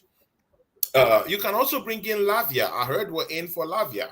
Good. They said we're in talks with Lavia. Good. They said that Southampton are talking with our negotiators. Then why not bring Lavia in? Yeah, bring him in. Ship Granit Xhaka out of the football club. What is El Neni still doing here? Bant, haven't you asked yourself, what is El Neni still doing at this football club? What is he still doing here? El Neni's just picking up his wages. El Neni's just picking up his wages. I think he's going to be going into coaching. I don't know. Yeah, he signed a 1-year extension, didn't he? Yeah, we give him a 1 year. Of course. We give him a 1 year extension. And of course, on big salaries too. Yeah, I think Saudi might come in for him, you know. I think Saudi might come in for him because he's that type of player, isn't he? He's got that type of profile. Yeah, that Saudi. Yeah, he's got that Saudi link in it. Yeah, But Mm. sorry, I got to address Onomi. There's two questions that he's got here. So if you can bring up the first one. Onome is still I salty. love this It's guy, you know. I salty. love Onomi. People like Salty. Onomi. Me and Onome next season we have a show coming up, you know. So Yeah, guys, yeah, tune in. that's Onome cool. That's will be cool. with me You know what I like about on our new Onomi, show. yeah? I know what I like about Onomi. He keeps the chat lively. So his first question He keeps it live. is He's a great guy, my friend. can you see it? Yeah, can I drop a big one on you guys? Can you see that one? Bro, He's talking drop about that big one, yeah. Drop yeah. that big He's one. saying so. If KDB is getting older, right? The next big thing in terms of an eye for a pass is your captain in 2 years. If you guys don't win trophies, he comes to City and he's put bets. What do you think about that? So he's saying that if Odegaard doesn't win, he's saying if Odegaard doesn't win trophies at Arsenal in the next 2 seasons or whatever, 2 years, then is there a possibility that it can go to City? What do you think?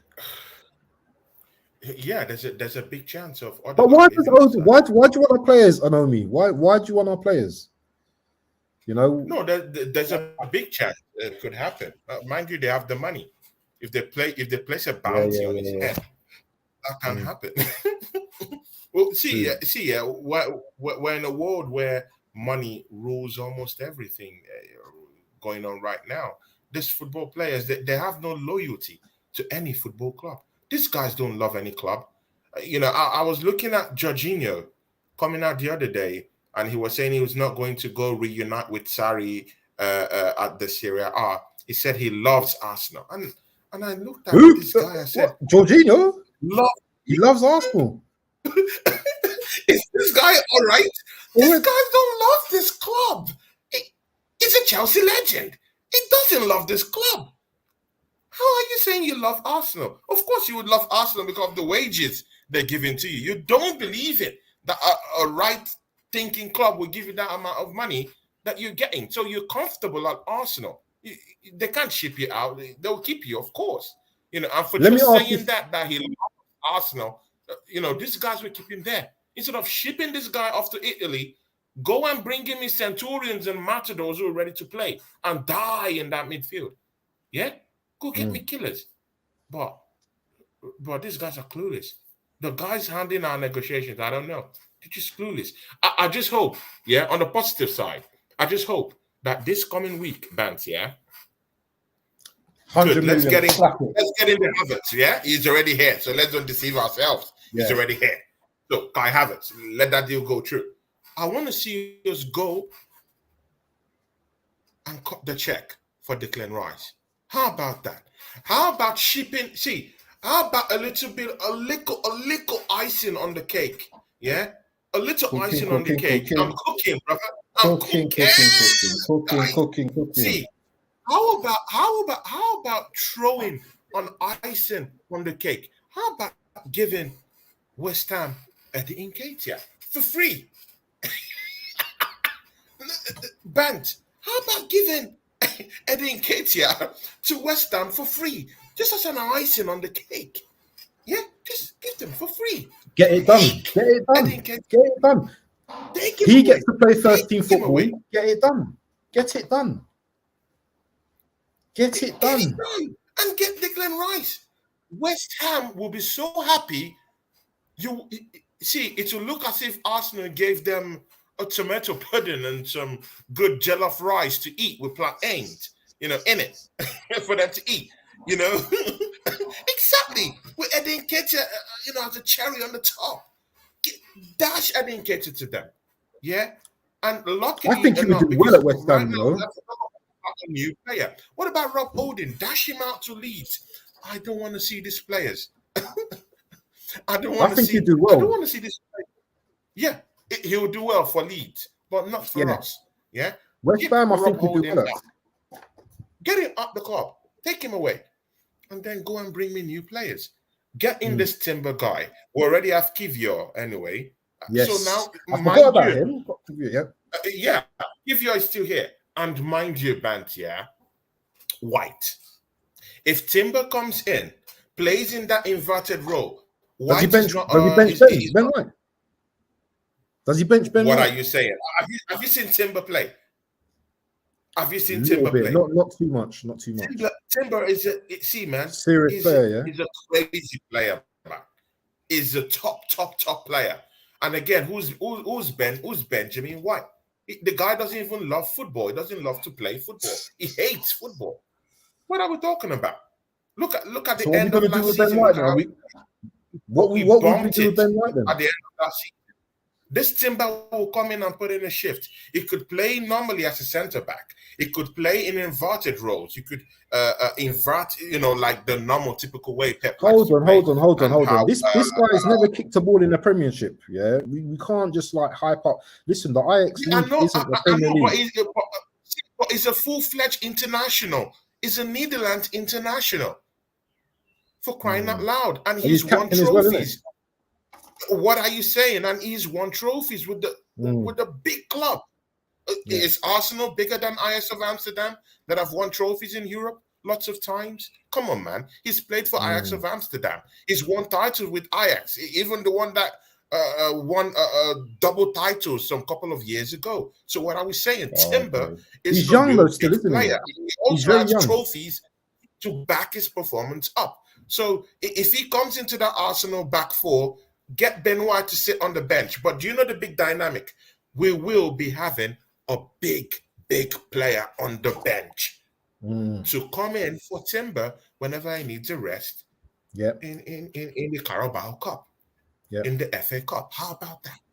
How about we have? See, I'm tired of looking at the bench and we're seeing some runners in down there or some archaic names down there. Yeah, I want to see. I want my bench next season to look like Ben White, Kai Havertz. Kai Havertz should play, but what about Nelson? What about Nelson? Kai Havertz. Do you think Nelson would do a job from the bench? But again, is Nelson good enough for Arsenal? Let's be frank. Question mark. Is he good big enough? Question mark. Big question mark. Big question mark. So we giving him a new contract? I don't know. I don't know. He bumped on that. Yeah, and again, Rich Nelson rejected 3 contracts. It was the 4th contract that he actually agreed to stay at the football club. For me, that's a slap on our face. He scored only about 2-3 goals that season, and then we're offering him a new contract with big money on wages offered to this guy. Can't believe his lot. See, these guys can't. The people that actually do our negotiations, yeah. All these other clubs, they can't believe, the type of goodies Arsenal negotiators grant to them. This Kai Havertz deal, Chelsea can't believe their luck that they're getting over 80 to 85% of the money they paid to buy Leverkusen for Kai Havertz. They can't believe their luck. They can't believe it. Juventus can't believe their luck that Arsenal is giving presumably the best player that they had last season in Thomas Partey for 50 million euros. Can you believe it? Can you believe it? Yeah. We have Bant on the show with us. Bant. Bant, what's up, man? Hello, Bant. Are you there? Yeah, I'm here, people. Big I think Bant is still setting up. Hey, look at my guy. Bant is in the house. Bant is in the show. Bant, the last time you came here, Bant. Yeah. You talked about Liverpool. I was lying down from. Aside from, yeah? Huh? Bro, Guys, make this a very, very big party for this guy, yeah? This guy, very honorable human being I've seen. I was a very small channel, yeah? This guy, I just sent him a message. I talked to some few guys to talk to him. And this guy said, you know what, man? I don't know you, but I'll come to your show. That's who this guy is. He doesn't care how big you are. He doesn't care how small you are. He doesn't care if you're anything. He just comes to help. That's who this guy is. A honorable guy, yeah? And mind you, he's a star. He's a star, yeah, guys. He's a star, yeah? See, welcome to the show. Deep Six Bands, Monts in the house. Liverpool fan, my brother. You're welcome to the show, man. How you doing, man? Big up. I'm glad to be here. Obviously, thanks for the introduction as well, man. You know, I appreciate all of that. You know what I'm saying? What can I say? I'll be honest. The reason my headpiece is lopsided is I was lying down. I was scrolling through Instagram and I see you lot going live, and I thought, oh, let me drop a little comment. And I thought sometimes if I'm lying down, I might as well help someone in it. You know what I'm saying? Send my love. Yeah, all that stuff really. But yeah, man, good to see you lot both. As I said, you're welcome to the show. You're welcome to the show. Of course. Yeah. No, yeah, I'll say sure, that. Yeah, man. no, And of course, this is the first episode of my new show, the Arsenal Crash Talk. And of course, it's with my my brother down here, Football Band.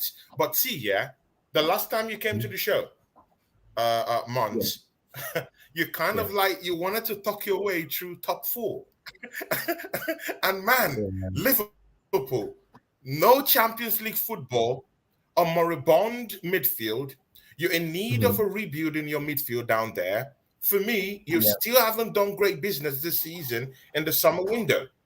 You've only just brought in a McAllister who did not come from a big club, for crying out loud. He just came from Brighton Football Club. He's not a centurion to me. He's not a matador to me. He might be a good player, but he's not like, your typical big-time players, right? So in a season where you do need a big rebuild, do you think McAllister is all you need? No, if Liverpool only buy one midfielder this summer, then it's a terrible window. But I don't want to downplay the fact that McAllister was an in-demand midfielder. McAllister's being quoted at 70 million. He was quoted at 70 million. Now, I think it's only day 10 of the transfer window. So that's why I don't believe the notion of Liverpool doing terrible business. We're not really the club to go and be linked with someone for ages, flirting FC like Manchester United, where they flirt with loads of players and they don't know what they're going to do or not. We kind of just pop up and get things done. Look at Diaz. We stole Diaz from Tottenham. You know what I'm saying? We took Gakpo off United, and not through being linked to them this whole time. You kind of just pop up and get it done. So we do need a rebuild midfield wise. I think maybe really one defender. I'm fine with the attack. We just need to revamp the midfield so the press can be effective, and in transition we can be mobile again, because that's what we're lacking at the moment. We just missed out on top 4, which is disappointing and is below any sort of like Liverpool standard. But I'm optimistic in seeing whether I think Liverpool. Because I'm optimistic. I think we get top 4 next season. I'm not going to lie. I think it just depends on the next midfielder that comes in, and the fitness of the club. The fitness. Last year there was a fitness issue as well as a midfield issue. And it just all kind of happened at once, and things just came crashing down. And we still nearly made top 4. So that shows you some of the standard is still there at Liverpool. So, like, I think I don't want to throw my toys out the pram too far because it's day 10 of the transfer window, and technically everyone can say the note, like give me this notion of, oh, Liverpool are quiet in the window so far. I've signed a player. Have you guys signed a player? You know what I'm saying? Have Chelsea signed a player? No, we've not signed a player, but of course you could see the razzmatazz out there. You can see that we're in for big players, and we're in for players that are out of your league right now. Until I see the shirt holding the shirt. No, but Mons, you should agree that Arsenal. But Mons, you should agree that Arsenal we're in for players that are out of your league right now. We're in for a so-called English player called Declan Rice. I think it's totally out of your league. I don't think that you can actually wait for that player right now. I don't think he will come to you. Doesn't it worry? Doesn't listen? Yeah, I don't think he can come to you football club. That's money wise, not the size of the club. I'm not seeing you being linked to big time players. I'm not seeing you being linked to big time players. And I'm sorry, this makes me doubt. This makes me doubt if your football club is ready for the big task next season. Right. I don't see you breaking into the top 4 next season with this same type of attitude. Because you need a totally new midfield. You're not linked to the biggest players out there. The big guns don't want to come to your football football club because you don't have no Champions League. Do you really see yourself attracting players right now? City and United were very, and Chelsea were interested in McAllister. He chose Liverpool, so they will have Champions League football apart from Chelsea. Chose Liverpool. Mudryk. Football Banter, was there a big fight for McAllister? I think that was a done signing in the. No, they were teams. Before There were teams the interested. window opened, so there was no fight. No, there were teams interested. Liverpool Which team? That's paper. It's only Liverpool that was in on that. We didn't want no bidding wars, bro. We didn't want no bidding wars. We activated that buyout clause and got it done because we're not. Let's be honest, we can't compete with City financially, and even though Chelsea don't have European football, it's a long day trying to compete with them money wise. They'll offer him like 300k a week, or probably turn his head. So that's why we got the deal done quickly. But I'm going to ask you a question. You said about Liverpool not being linked to big names. Can you tell me how many big names? Can you list me 3 big names that we've signed in the last 12 windows? That's 6 years, by the way. Both of you. You name me 3 big names. Can you? Nah, Liverpool don't you lot make players, innit? You lot make players, innit? Right. I'll tell you the big names you've signed in the last 6 years. The big names we've signed in the last 6 years is Thiago. Suarez was passed before then. That was before the last 6 years. Suarez wasn't even a big name. He came from Ajax. He wasn't a big name when we signed him. Yeah. Andy Carroll was the marquee signing that year, actually. But yeah, so the big names we've signed in the last 6 years, I'll even say the last 7 to 8 years. The big name signings, marquee, is Thiago, and Thiago. That is it. Fabinho was not a big name signing. Virgil van Dijk was not a big name signing. He played for Southampton and he was an in-demand centre-back. We overpaid for him and we took the risk and it paid off. What about Alisson? Alisson was Szczesny's understudy at Juve. He was Szczesny's understudy in Serie A. And then he had a really good season with Roma. And then we signed him for 60 million. Yeah. That's big money, you know. That's big money for a keeper, though. Exactly. But that's not a big name signing. That is overpaying. That's a big money signing, but it's not a big name signing. The big name signing is Jude Bellingham, Sandro Tonali. These are big names, like, you know what I'm saying, or a Neymar, or not a big name signing. Jadon Sancho. That's a big name signing. Declan Rice, you could say, actually is a big name signing. With, you know what I'm saying, the signing that you guys are trying to get over the line. That's a big name signing. Nunes is not a big name signing. He's had one good season in a league that's not even that's in a league that's the 5th best in Europe. He had one good season. If we're saying now that players who've had one good season is a big name signing, then what are we doing here? Alisson and Virgil van Dijk are not big name signings. They are signings that we overpaid for. No, I understand that, but if a team like Manchester City, is bringing in Erling Haaland, sorry. That's because if Man City is bringing in Erling, he's the second coming of, like, he's the best striker in the world. These are big signings. And how about this? They only got 55 These are big guys. These are big signings, and that's why they will give you up to. But we don't sign big names. How about this, Tony? Let me go. How about this? BX Gunner just said in the comments. Big up BX Gunner 81. I see you in my comments as well. Big up yourself, bro. He says big names equals big money. Enzo Fernandez cost over 100. BX Gunner. Enzo Fernandez cost over 100 million. Mikhailo Mudryk cost 80 million. Are they big names? Are they? No. Are they? Really? Are they? For me, Modric, no. Modric's not a big signing. Because he said big name is equivalent to big money. No, it's not. Enough man have gone for big money, and it ain't worked. Joe Linton cost the best of 50 mil. He weren't no big name. Do you know what I'm saying? You record signing. So a couple man coming with the record signing, and they ain't no big name. You know what I'm saying? Coutinho to Barcelona is a big name signing. Eden Hazard to Real Madrid is a big marquee signing. Liverpool don't make marquee signings. And what we do is, as you said, Football Bank Channel, what we do is we buy players, we develop them, we make them world class. Mo Salah was a £40 million player who was a decent winger. wasn't even our first choice. Julian Brandt was our first choice. He said no, we went for Salah. Even when we signed Salah, people were asking questions. You guys might not know because you guys are Arsenal fans. But as Liverpool fans, everyone's looking at, why are you signing Mo Salah for? Like, Mane just got Player of the Year at right wing. Why are you signing Mo Salah? If think about it. In today's game, if you have a right winger that gets Player of the Year, and then you buy another right winger for 60 mil, are you not going to be looking at your manager going, are you nah, man? Are you okay? Like, are you not going to look at your manager going, are you all right? Are you crazy? Are you all right? He's just got player of the year for the team, and you want to buy a player for 50 mil in his position. That's why there were questions. That's why there were questions over Mo Salah signing. So what did we do? Coutinho got moved from the left wing to left midfield. Mane got moved to left wing. Firmino stayed in the centre, and Salah came in the right wing, and it worked. Sadio Mane.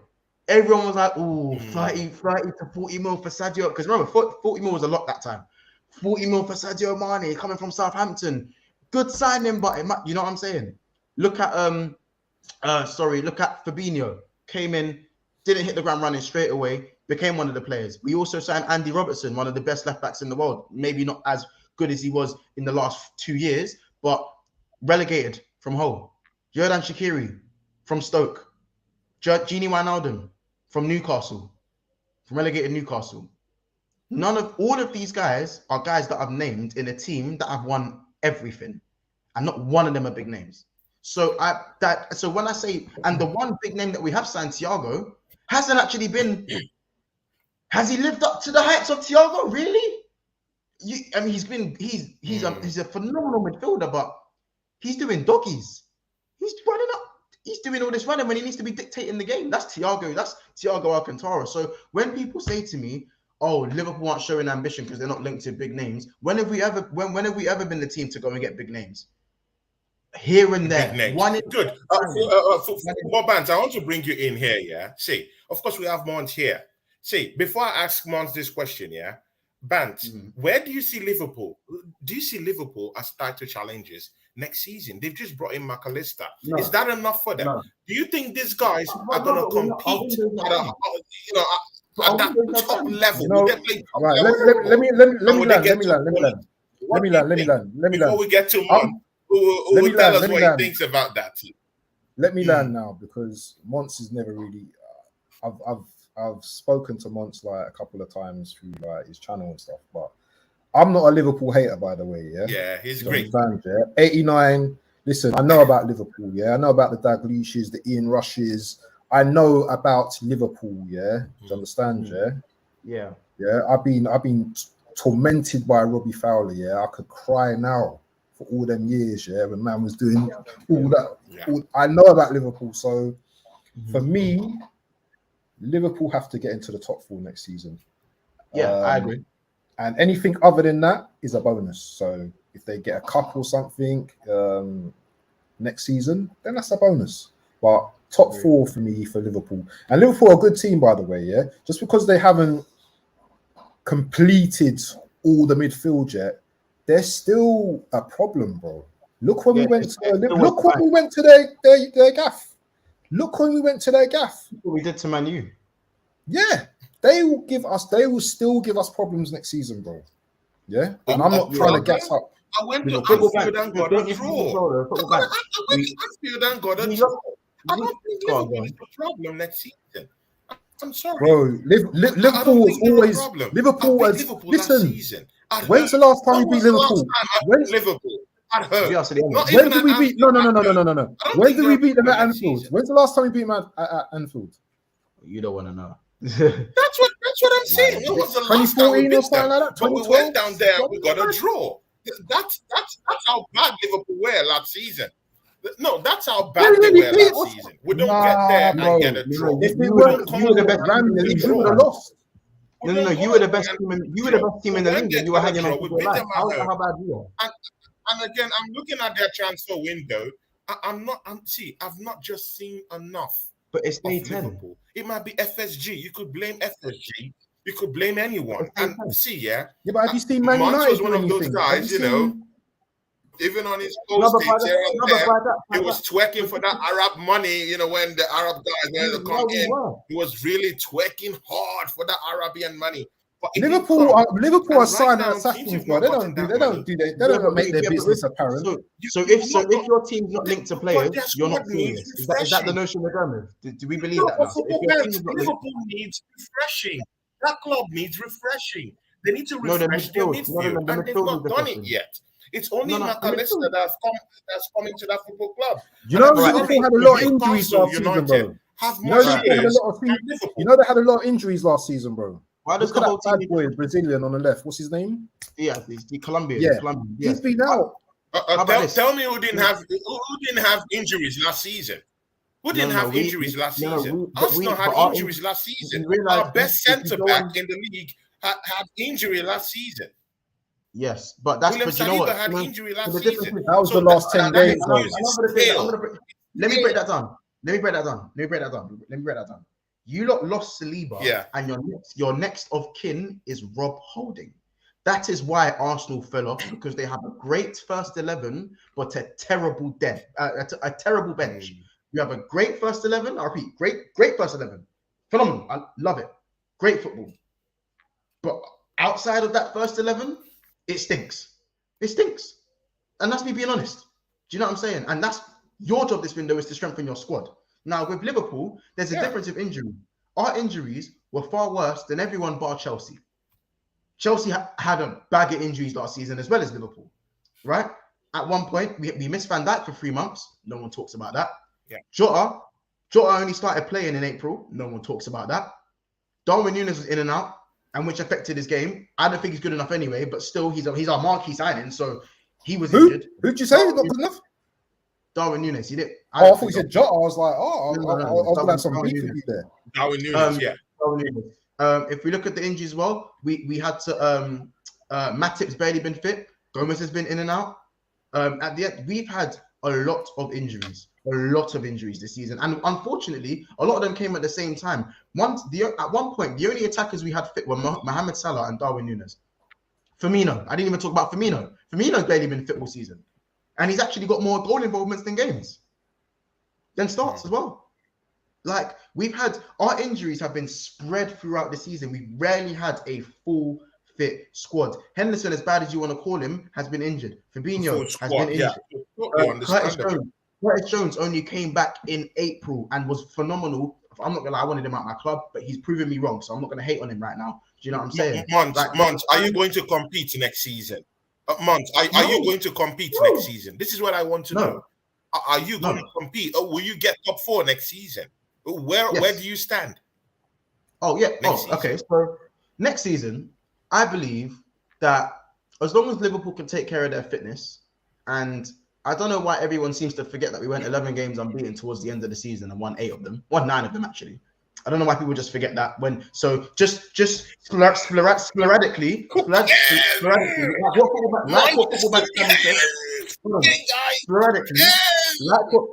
like what Football Match Channel was saying, we got back. Jota came back from injury. Diaz came back from injury. Firmino came back from injury. Curtis came back from injury. Virgil van Dijk came back from injury. What did that equal? 8 straight wins. So I'm not saying that means when Liverpool's fit, they're coming to the title. But what that means is, providing the fitness is better and we add some more legs to the midfield machine that is broken at the moment, then we will be fine. Because for only teams that, for me, only Liverpool and City can go 10 games plus wins, not unbeaten, straight wins. I now think Arsenal are capable of that now. From what I've seen this season, if Arsenal don't weaken and they strengthen, then they are very much capable of it as well. But at the end of the day, we still have a spine that can challenge for a title. We have a spine, but we don't have a squad and we don't have a midfield. Yeah? The legs are going. Jordan Henderson can't run. Fabinho can't run. So therefore, I'm looking at my midfield. Is Mons correct? Do they have a spine? Do they have a spine right now to challenge for a title? Football band. Do they have the spine to challenge for a title? We have a spine, but having a spine and a 11 and a team is 2 different things. Like, again, when I say spine, we have Mo Salah, one of the best wingers in the world, right? You have Alisson, top 3 keepers in the league. Some people say best keeper in the world. You know what I'm saying? Virgil van Dijk, as bad as he was, still one of the best defenders in the league. Yeah. Fabinho, Thiago, two critically named midfielders, right? Again, unfortunately, their fitness is just worrying at the moment. So I'm looking at the midfield and I'm going, when Curtis Jones came in the midfield, there was a massive change in Liverpool's game because guess what? Curtis Jones can run. He has kneecaps. Henderson has no kneecaps. Fabinho, he's run out of bone marrow in his kneecaps. There's no ligaments in his knees. These men can't run anymore. Like, and you know what I'm saying? So for me, Fabinho needs to bake off in Serie A. He's done now, but Klopp's going to give him another year. I can see it. If you can surround Fabinho with legs, then I will accept him playing for another year. I will hear it out. But if I see him moving like a cone, a training cone, because that's what he was this season. Fabinho was a training cone this season. He was a mannequin. You know what I'm saying? Then we'll have some issues. But I think Liverpool get top 4 next season. If anyone thinks that, do you have any question for Mont? Please, you ask the next question to Mont if you have any question for Liverpool. I'm just for Mont. I'm just going to say, if anyone in their right mind thinks that because Liverpool signed McAllister and you haven't heard anything for the next 10 days, then that's all we're going to sign, then you're crazy. You're crazy. You don't hear me saying, I could twist this. I could twist this in an Arsenal narrative. I'm going to twist this. I can say, right then, weren't you guys supposed to get Caicedo? Weren't you guys supposed to get Rice and Caicedo together? Now all of a sudden what it looks like is you're warring Man City for Declan Rice. Caicedo looks like he's going to Chelsea, and your number one target, who is Declan Rice, isn't even the first signing walking through the door. Why is it that you're struggling? This is I don't have to say this, and I don't think this is truly true, but why is it that Arsenal are putting in these stupid little bids for a player that they need, but when it comes to a player that they want in Kai Havertz, there's the money, there, take it, all of it, all you need. Let me know. Let me know because Declan Rice is a player that man, football bands, please answer that question, man. It's hitting it where it hurts. You see what I'm saying? So this is my thing where bro. I surrender, man. I surrender. And until I see the player holding up the shirt, sometimes you just got to be a bit more. Sometimes you got to be a bit diligent on what you're seeing. Obviously in the media. Obviously we have to cover it. We always have to have conversations about it. Yes, of course. But I can flip that and say, well, technically Arsenal haven't signed no one yet. The only concrete thing that I've heard is that Partey and Xhaka are leaving, and your main targets are now like your main targets aren't even main targets. You're warring man for targets. And now, what do I question your integrity now? No, because let me let you get your signings over the line, because I believe you go get Havertz. I believe he plays left centre mid. I believe you still get Declan Rice. I don't think you get Partey. I think you get Lavia. And that's probably, I think, your window along with Timber, I think Timber's a good player. I think he's a good player for the future, for good price as well. But at the same time, your window's not done. You could get more. Arteta could have a hole. Do you know what I'm saying? We don't know what could happen. Liverpool, like what Bant's channel said, silent assassins. If you think Liverpool are going to sign one midfielder and throw the wallet in the bin, come on, man. I don't know, man. You know what I'm saying? Football Band, please, do you have any question for Mont? Because I have a question, but I would like to go after you. So please, let's pick on Mont, man. You don't see Mont anywhere like this, man. He just appeared like an angel down here, man. You know what? Let's pick Mont this guy right now. This is the listen, we have, man. You know what? Mont is savage, yeah. So I'll just have to just be careful what I say with him. But I just think I just think Liverpool like he brings the heat. He brings the heat. I'm not Joyce. I'm not Mandem. I'm not savage. All I'm saying is I speak with Vim sometimes, innit? That's it. Football backs, you know, I see you in the comments and I see you always sharing, like, you know what I'm saying? So you know how man is, in it. Like, I'm not always, I can be objective. I'm not always Vim. You know what I'm saying? But go on, say what you're gonna say, but my bad. No, I was saying I think you guys are like an Amrabat from like challenging, to be honest, you know. An Amrabat and another midfielder. I think Tony's like, I'm not gonna, bro, you're my bro in that, yeah, but to just discount Liverpool at this stage is absolute madness, bro. I just can't. You can't just discard them like that, bro. Yeah, they're still a top team, bro. You can't. You know what I'm saying? These men are Champions League winners, league winners.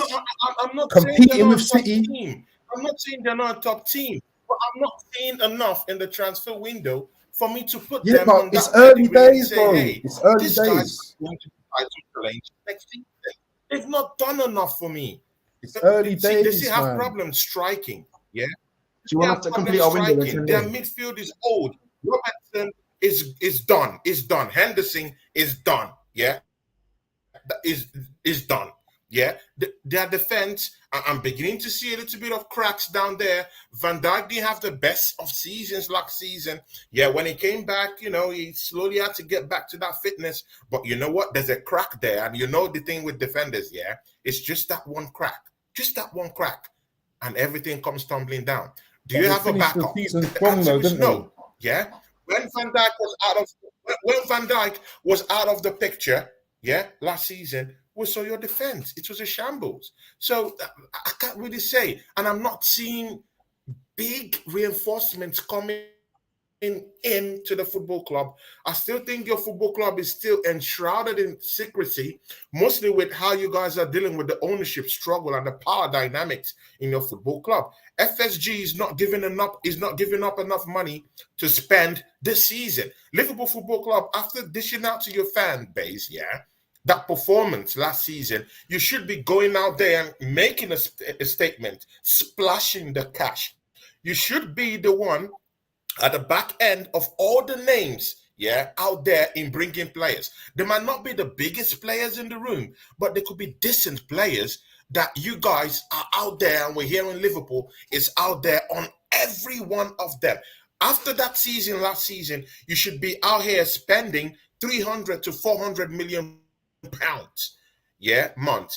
I'm sorry, I don't see any scenario in any alternative reality where Liverpool gets top four next season or even challenges for the league next season. You're a big team. I clearly understand that. You're a big team to go to Anfield to beat up. It's clearly understandable. But I don't see you challenging for the title next season, my brother. I just don't see it. No, wait. I You don't said see no, it. so you said two things. You said top four. We Liverpool been the worst you've ever been, and we're only 2 points off top four. These men are See what I going for mean? Thuram, you know. I'm thinking you can Thuram. deteriorate more next season. I didn't. I Listen, don't I'm think with you. I think Thuram needs Liverpool Champions League football. I don't think Thuram doesn't need Champions League football. He doesn't need Champions League football. He plays for Nice. I'll say He right doesn't now. need Champions League football. Plays for Nice. Then you better be Plays for paying Nice. him big money. If it's not coming for No, he Champions don't. League football, then you better be He paying don't him need to big pay money his for money. him to He make plays that for move Nice. to. He plays for Nice in his 21. He's playing right now. He's playing right now in the under 21s French team. He's plays for Nice. He's not even up in the under 21s French team. The main. He's not even in the men's team. He's only under 21s. He plays for Nice, and he will not be starting for Liverpool straight away. He's a good prospect. He's a good player, but to say he can't sit here and demand Champions League football. I'll tell him the other way, because he's not that guy yet. He's good player, but we'll slow down with that one. What I'll say is that I think Liverpool finished top four, but I don't think Liverpool challenged for a title. I think we're another year off of that. I'll be real with that. I'm really excited to see how Gakpo looks in that false nine. Salah is Mo Salah. Then we've got Jota and Diaz there as well. We've got Darwin Núñez to come off the bench. Great player. Great player. It's all right. We're looking at right now. As I said, I want one defender and I want 2 more midfielders. If we don't get 2 more, if we get 1 midfielder and 1 defender, I wouldn't be that angry, because again, Curtis Jones has showed to me that he's good enough to play in the Liverpool squad in the back end of the last 11 games of the season. He showed that he's good enough. He's playing right now for England as well. I think his form at the end of the season was really good. I also think that Trent playing in midfield is something that's really changed Liverpool. It has changed Liverpool. Since Trent went into midfield, we didn't lose. 1-9, drew 2. You reckon we can take that form into next season? I think taking that form into next season is enough to get top 4. Taking that form into next season for me is enough to get top 4. Is it enough to challenge? Absolutely not. It's enough to get top 4. But not enough to challenge. It's enough to get top 4. Then what about Newcastle United? Good. Then what about Newcastle United? They just brought in Tonelli. They have a deadly squad down there already. And they just brought in Tonelli, and they're on the lookout for more snipers out there in the market. The worst version of Liverpool. The worst version of Liverpool. We've done the double on Newcastle United, and we're the worst version of ourselves. I don't fear them. I don't care if they signed Tonali. They came to Anfield, got boxed. We blocked them at their own ground. Great. We done the double on them. No, but we Do you done have the any double on question them though. for Mont before we? Yeah, you had a double on them. I totally understand, but you know what? Yeah, you're not in Champions League. Newcastle is sitting right up there, pretty in the Champions League. That's the difference. They're going to struggle. They're going to struggle in Champions League. They don't know what it's like. They don't know what cash money looks like. This is their first year in Champions League. They got to juggle that and the Prem. Newcastle are coming sixth. They're coming sixth this year. Unless they get knocked out early. If they get knocked out in the group stages, they're coming top four. They're coming if they sixth. don't get knocked out, if Newcastle get out of their group, even with all the money they have, man aren't experienced. Almiron is going to be kicking a football with stars on it. He's never done that. Callum Wilson ain't done that. None of these Newcastle men have played. Barely any of them have played Champions League football. They're not experienced. So they're going to have to juggle European football, Champions League, and Premier League at the highest standard. Can they do that? Unless they go by more, and complete their squad even more. At this moment in time, no way. No way. But this is the same for Arsenal, though, Mons. It's the same thing for Arsenal, though, as well. It's the same thing for Arsenal. That's why I think you might not win in the league. You might not, unless we go out in the group stages, you're not challenging the title. Unless you lot get knocked out in the group stages, you're not challenging. Also, I would have said, you know what? If you kept Declan, if you kept Xhaka and Partey, and we're still looking to add Rice and Caicedo while keeping Xhaka, while keeping Partey, that's when my fear for Arsenal really kicks in. My opinion is that if you want to win big trophies, that was my question. Paying those players. You want to win a UCL, you want to win a Premier League, you have to add to your squad. Don't be taking man out and replacing them. Because realistically, Rice ain't played in no Champions League in his life. Caicedo ain't touched Champions League football in his life. I don't care how good these guys are. Champions League is a competition of heritage. Experience. Experience. Look how long it took City to win that Champions League. And look how good they've been for how long. And it took them that long to win the Champions League. PSG ain't won it in their life in ever. And look how good their squad is. And how consistent Declan Rice and Caicedo, with no Champions League experience, letting go of Partey, letting go of Xhaka, is enough to go win the champs in your midfield. No, you have to keep them and add them. So you can go, cool, in the Prem, we're gonna run the Prem down with the same midfield we won last year. We're gonna run that Prem down. And then in Champions League, you can switch between Rice, Partey, Xhaka. You can switch. But when it's just Rice, again, if Rice ain't there and you've got rid of Partey and Xhaka, who steps in? No one. Fabio Vieira, the Portuguese eyelash. No, who's stepping in? Who's stepping in? Oh my God. Guys, Mons completely comes from here to disrespect. What's the half players, man? Ladies and gentlemen, Mons, man. Jorginho, Rice, and Odegaard. I would like to pop it into the show. Me, you, and Dan the other day. Jorginho, Rice, and Odegaard. How about this? What's better? Jorginho, Rice, Odegaard, Partey, Xhaka, Odegaard. What's better? Which Partey, Xhaka, Odegaard. Yeah, that's better. Or exactly. So if you get rid of those two and you bring in Rice and Jorginho is starting, your midfield has downgraded. True. But man, want to get closer to City. I agree. City have just signed. City are about to sign Guardiola. Like, you're supposed to close the gap. In defense, right? Oh, why didn't it? Man, that's a massive. Listen, Arsenal are in the best place they've been in the last. Guys, we're about to close the show, man. 2 hours, 18 minutes. Let me ask Mons one question. I have to ask Mons one question. I've got one question. One question for Mons. Okay, one man. question. This is one player. Yeah? Hit Mons with that question, man. Hit it with it. And I want man to clip this, yeah? Is Núñez going to come good next season? Is he going to be banging them goals in next season? Yeah, he has to get in the first team first. Look at the way he answered that. Nice little answer. You know? That's a politician answer, bro. I wasn't expecting that. Okay, but Gakpo is playing over. He's lost his place to Gakpo. Oh, yeah. So where's he going to play? Yeah. So Gakpo...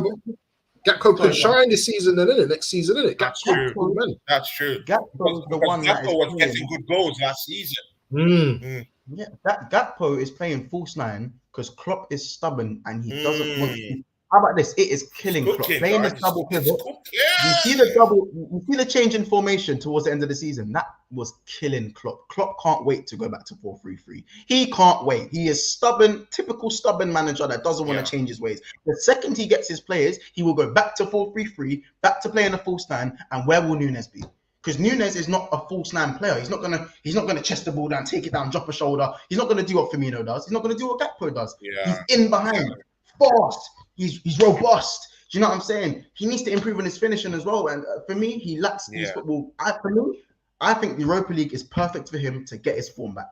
I want Klopp to play him in every single Europa League. Keep playing him. Make him work for his place. Because at the moment, he's our fifth best. He's not better than Salah.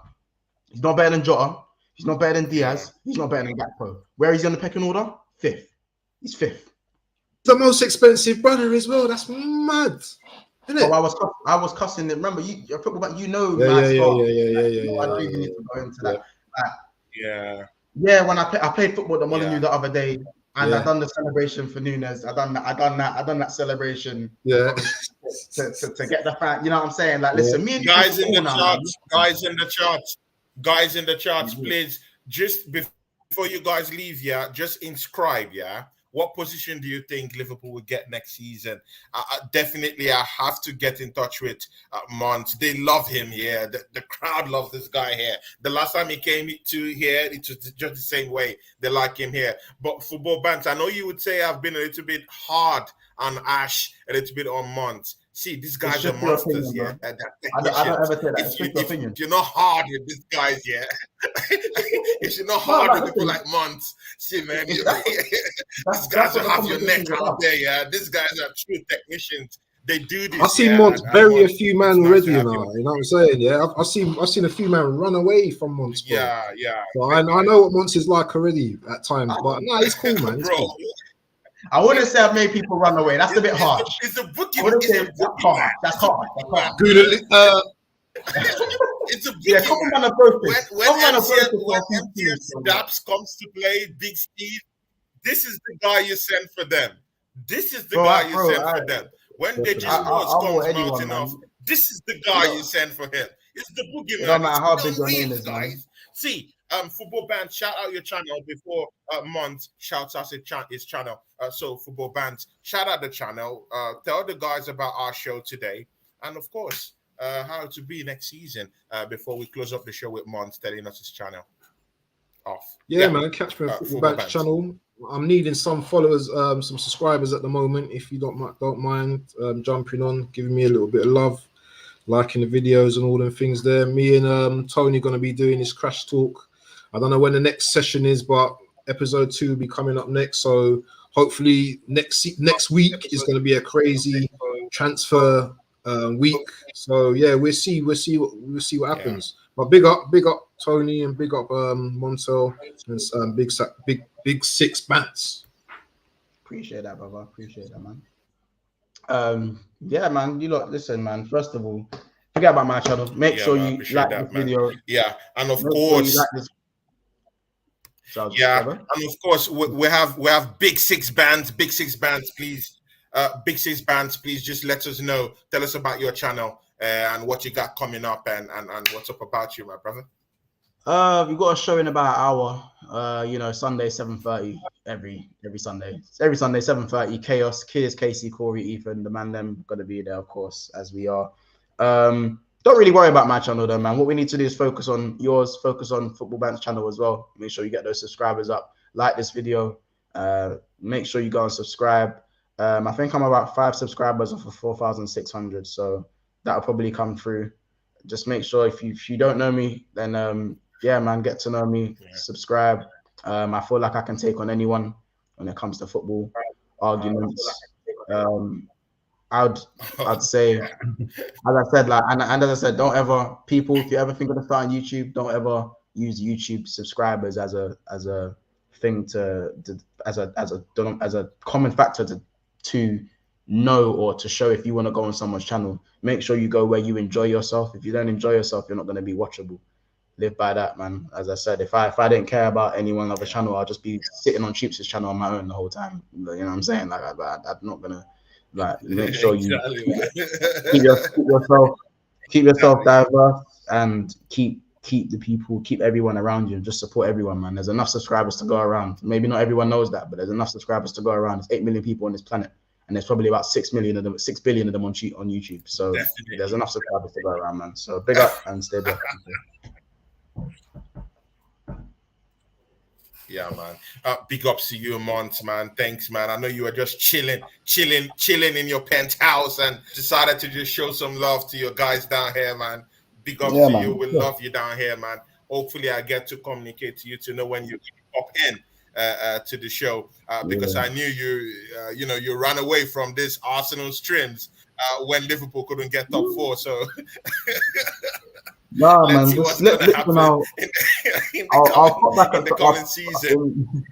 I'll pop back in a couple of weeks. I'll try my best. I'm very busy and stuff. It's so difficult nowadays to be on loads of streams. I'm very busy, but I'll try my best to. Like today was like a time where you guys caught me at a good time. That's what it is. Working. Yeah, you gotta catch me at a good time. That's literally what you catch me at a good time. Like today, caught me at a good time. Where I can go, you know what? Do you know what I'm saying? But I'm in Prague next week, so I can't. I'm not really even on my thing. I'm on, so I've got, you know what I'm saying? So a couple of weeks, give me a shout. I told you, he lives an A-lister life, guys. No, I don't. He lives an A-lister life. He does this, guys. Come on, big ups to you, man. Big up, man. Big up. Football bands, man. We got to do it. See, success, all true. Our first episode, we did a pilot. I think that was last week. It was a big success. Yeah. Today's on a big success, and with the cherry on the cake, with big 6 bands months with us today, man. What else could we ask for, man? For months to come and bless our first episode. Who are we for months to come and bless it up for us? Big ups to you, Months. Big ups to you, football band. I'll catch you guys soon. One love.